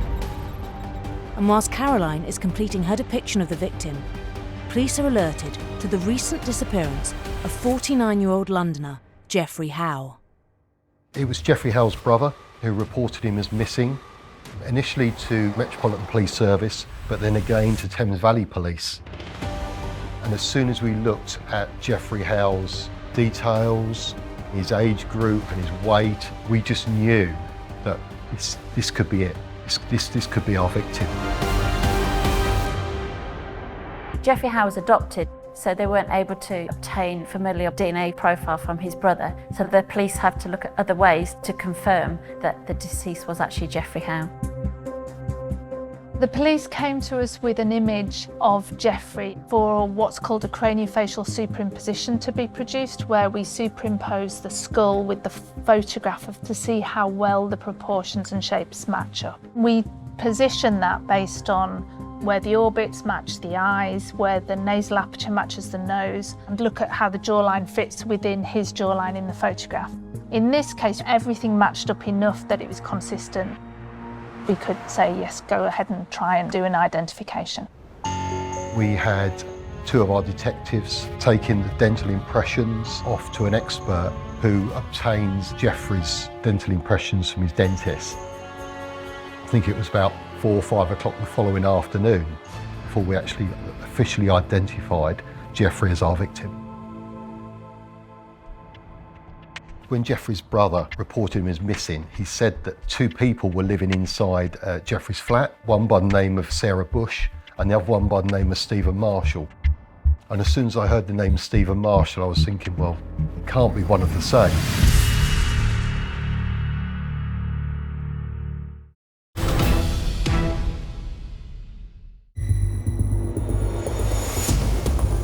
Police have confirmed that the dismembered body parts they discovered scattered across 2 counties belong to 49-year-old Jeffrey Howe, who'd been reported missing by his adopted brother. We carried out some very fast-time research on Jeffrey Howe, on his address, on his background, and we'd actually identified a couple of people that had worked with him.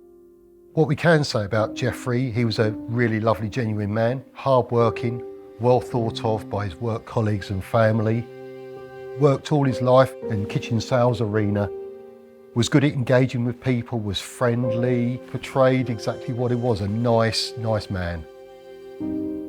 Jeffrey was described as being very kind, caring, open, generous, sociable. He was described as having a heart of gold. When Jeffrey's brother reported him as missing, he said that 2 people were living inside Jeffrey's flat. Jeffrey took them both in because they had nowhere to live. They were on hard times. One by the name of Sarah Bush and the other one by the name of Stephen Marshall. I'd known Stephen Marshall from very early in my policing career. He and I had sort of grown up together, me as a young police officer and him learning his trade as a criminal, really. And our paths had crossed several times. In actual fact, I'd arrested him one morning with a prostitute for taking drugs, probably 6:30 on a Saturday morning outside a nightclub in Hemel Hempstead. And I became really excited because I just knew what Stephen Marshall was and I knew what he was capable of. We decided that we would go down to Jeffrey's home address on the pretense of a basic sort of generic routine missing person inquiry. As soon as that door was opened and as soon as I shook hands with Stephen Marshall, I just knew. Certainly at that point, Stephen didn't recognise me as that young PC from Hemel Hempstead all those years back, but I certainly recognised him because he was quite possibly unforgettable, really. He was quite an imposing character. He was good 6'2" tall, well built. He was well into his fitness several years previously. In actual fact, he'd had a failed business as a gym owner. I was nervous, but I could see that Stephen Marshall was more nervous than I was. We sat down in the kitchen and I could see his leg just shaking underneath the table. And I just knew I needed to not raise any of his suspicions, really. I had quite a polite conversation, just chatting about himself and his girlfriend, Sarah Bush. And then obviously on to Jeffrey, and where was Jeffrey? Both Sarah and Stephen had said that they'd last seen him in February time. Jeffrey had financial troubles, didn't know where he'd gone, he just upped and left. And he couldn't really give any more detail about that, which straight away was ringing alarm bells for me, because he portrayed Jeffrey to be one of his best mates. Jeffrey had allowed him to stay in his flat, so surely he must have known where he was, who he was with, where he'd gone. I recorded everything contemporaneously in a book quite deliberately, because I knew that's probably going to prove quite crucial in our investigation and later on at court. I could see through him that he was lying, wasn't making an awful lot of sense. Had a look around the flat and there was no bed, which was unusual. There was just a blow-up inflatable on the floor, which we really couldn't figure out why that was. So it just wasn't right.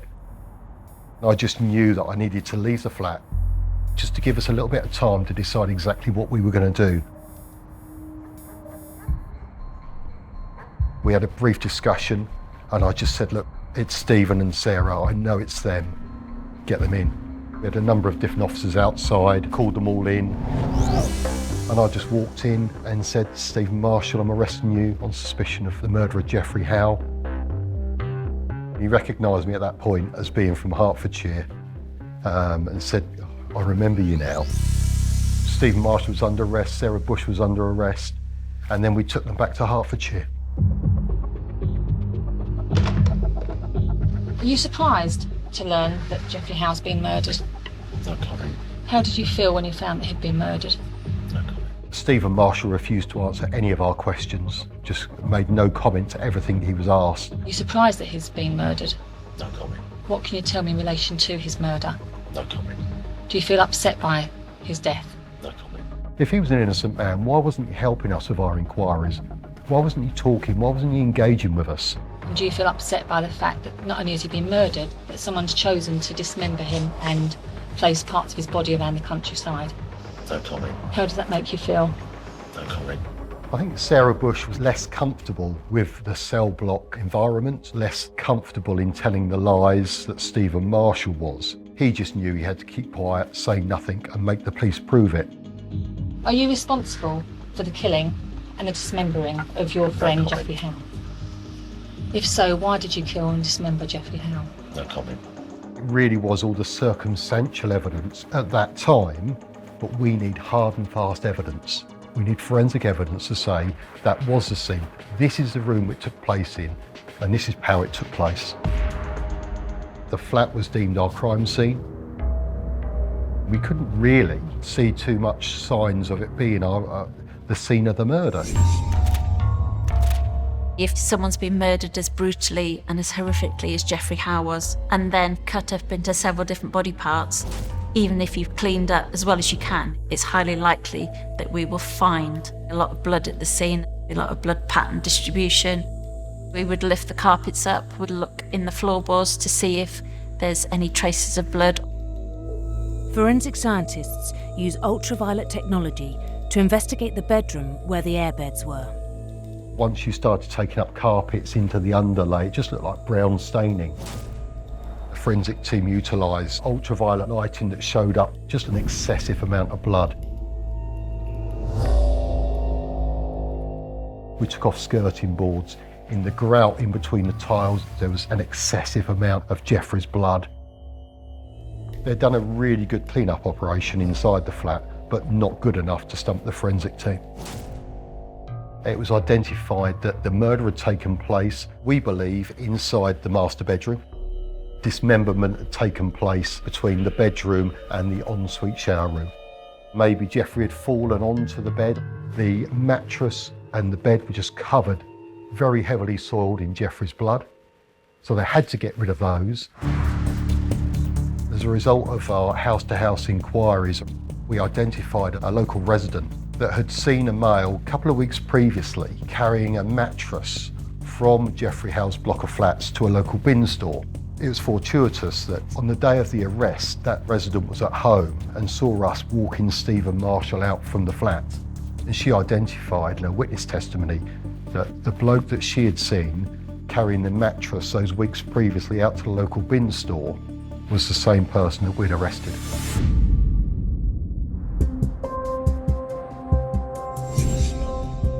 They had the blow-up beds replaced with a heavily soiled mattress.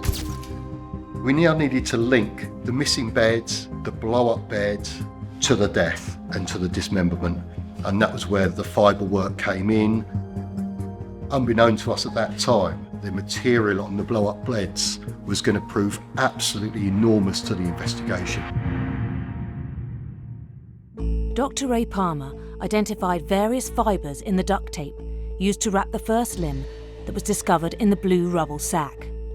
If he can link the body parts to Stephen Marshall and Sarah Bush, it will be a massive win for the investigation.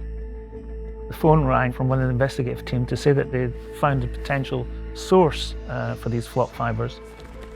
We immediately asked the investigative team to bring us these items so that we could take samples from it and compare it to the collective of fibres that we found on the tapes. This source turned out to be an inflatable mattress, which had a plastic substrate which obviously inflated. But on top of that, there was a layer of dark blue flock. Being on a clear acetate sheet, it meant we could examine it microscopically.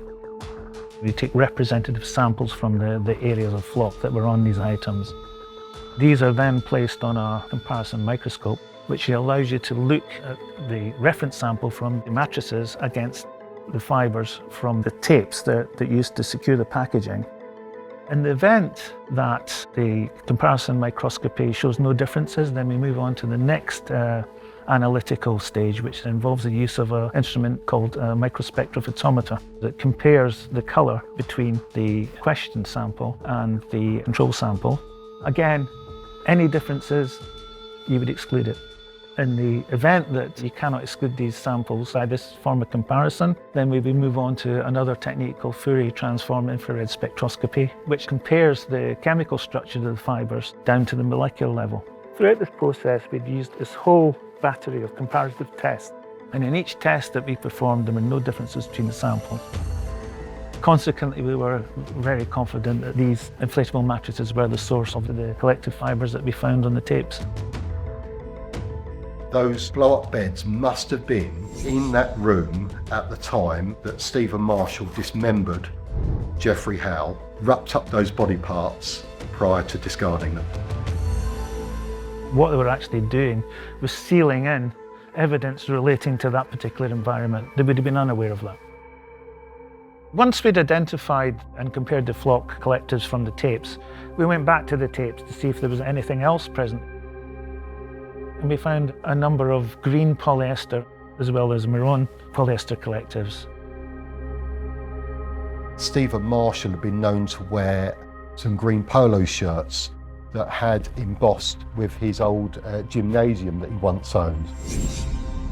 The thorough search of the flat leads police to the laundry basket, where they seize Marshall's clothing. Polyester fibres had quite a distinctive feature, and it's what they call flamed ends. It's essentially when the fabric's made, it's passed under a heated surface and it melts the top layer of the polyester fibres to give it almost like a stay press kind of appearance. Under the microscope, the fibres from the tapings from the body parts exhibited the same features. All the analytical tests, they were indistinguishable. It was those two items actually that proved really just brilliant on the forensic evidence. It's a bit like the numbers in a lottery. The more numbers you have, the less likely it is that it's going to be a chance event. Given the amount of fibre evidence that was found on the adhesive tapes, demonstrates very little knowledge about fibre transfers or about, and indeed, fibre evidence and how useful it can be.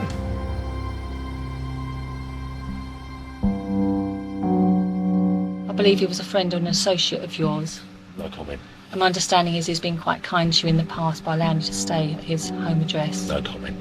You would expect anybody that had been accused of murder to shout from the rooftops that I'm an innocent man, that I didn't do this, and especially as the fact that Jeffrey Howe was supposedly one of his best mates. Just weeks before his death, Jeffrey had told friends that he felt he was being used by Marshall and Bush. It's reported that Jeffrey became more and more impatient as time went on, and it got to a point where Jeffrey asked them to pay some rent and they refused. You've called him, he's not returning your calls. You do see him on the 6th. How did he appear on that day? He seemed really lost. In what respect? Just didn't know what to do with himself. Just said, have you got that money for the rent? Okay. Everything. He appeared different to normal then? Yeah.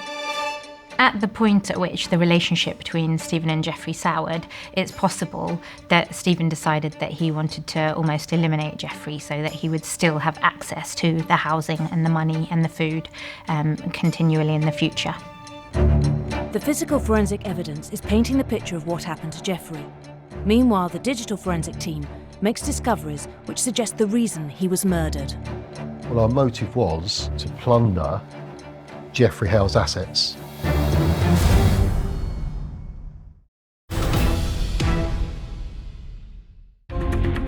Stephen Marshall and Sarah Bush have been charged with the murder and dismemberment of kitchen salesman Jeffrey Howe. Police must now analyse the digital forensics to prove the motive behind the murder. Post-charge, once Sarah Bush and Stephen Marshall were locked up on remand in prison, the investigation just picks up pace, really. The telephone work takes time. We need to get that lawfully from all the service providers. We got all the data back from Jeffrey's phone to prove that that had stopped working on the Sunday, which was probably the day of his murder. The handset was sold by Stephen Marshall the following day, on the Monday. They'd sold Jeffrey Howe's car on eBay several days after his murder. And we'd identified where that car was. We'd obtained witness testimony from the person that purchased the car.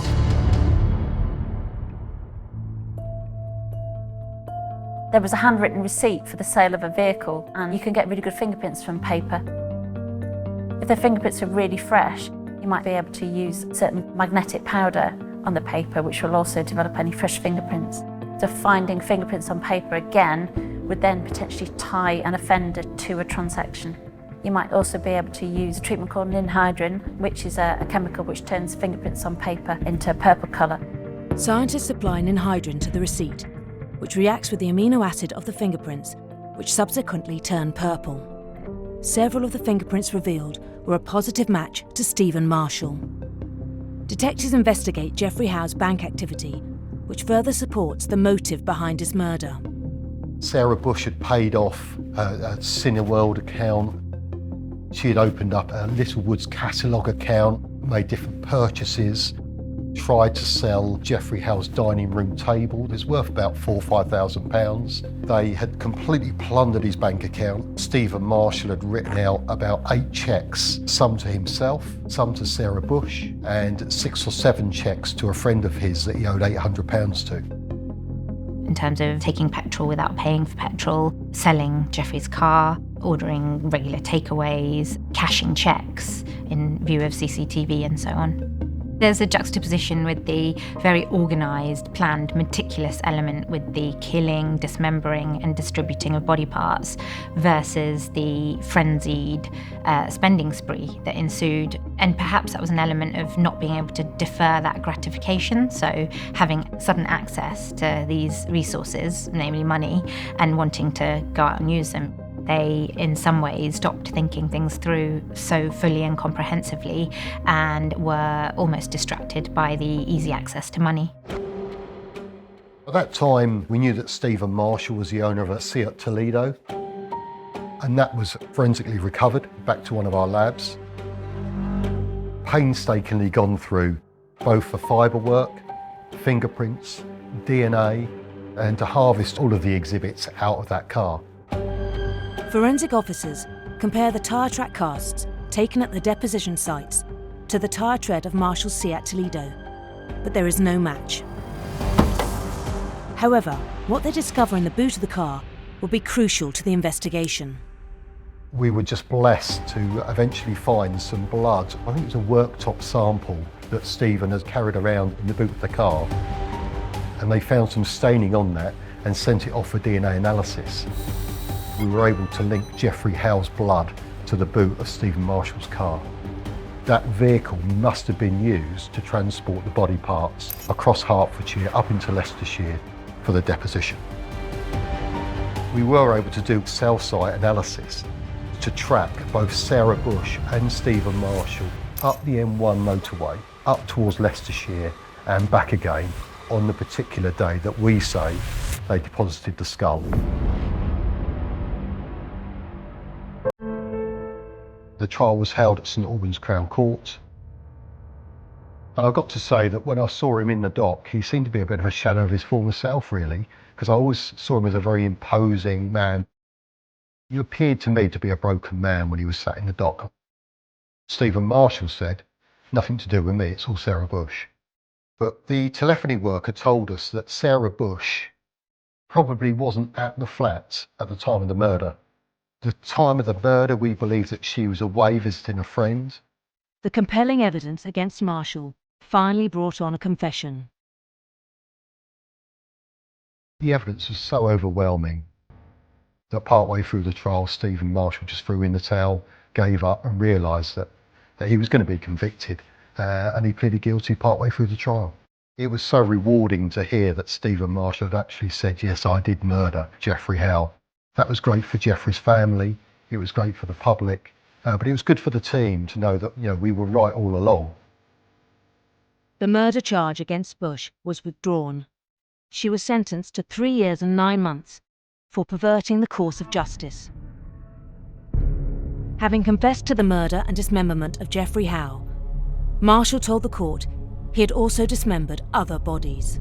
What we had evidenced was there was a firm link between Stephen Marshall and a well-known North London crime family.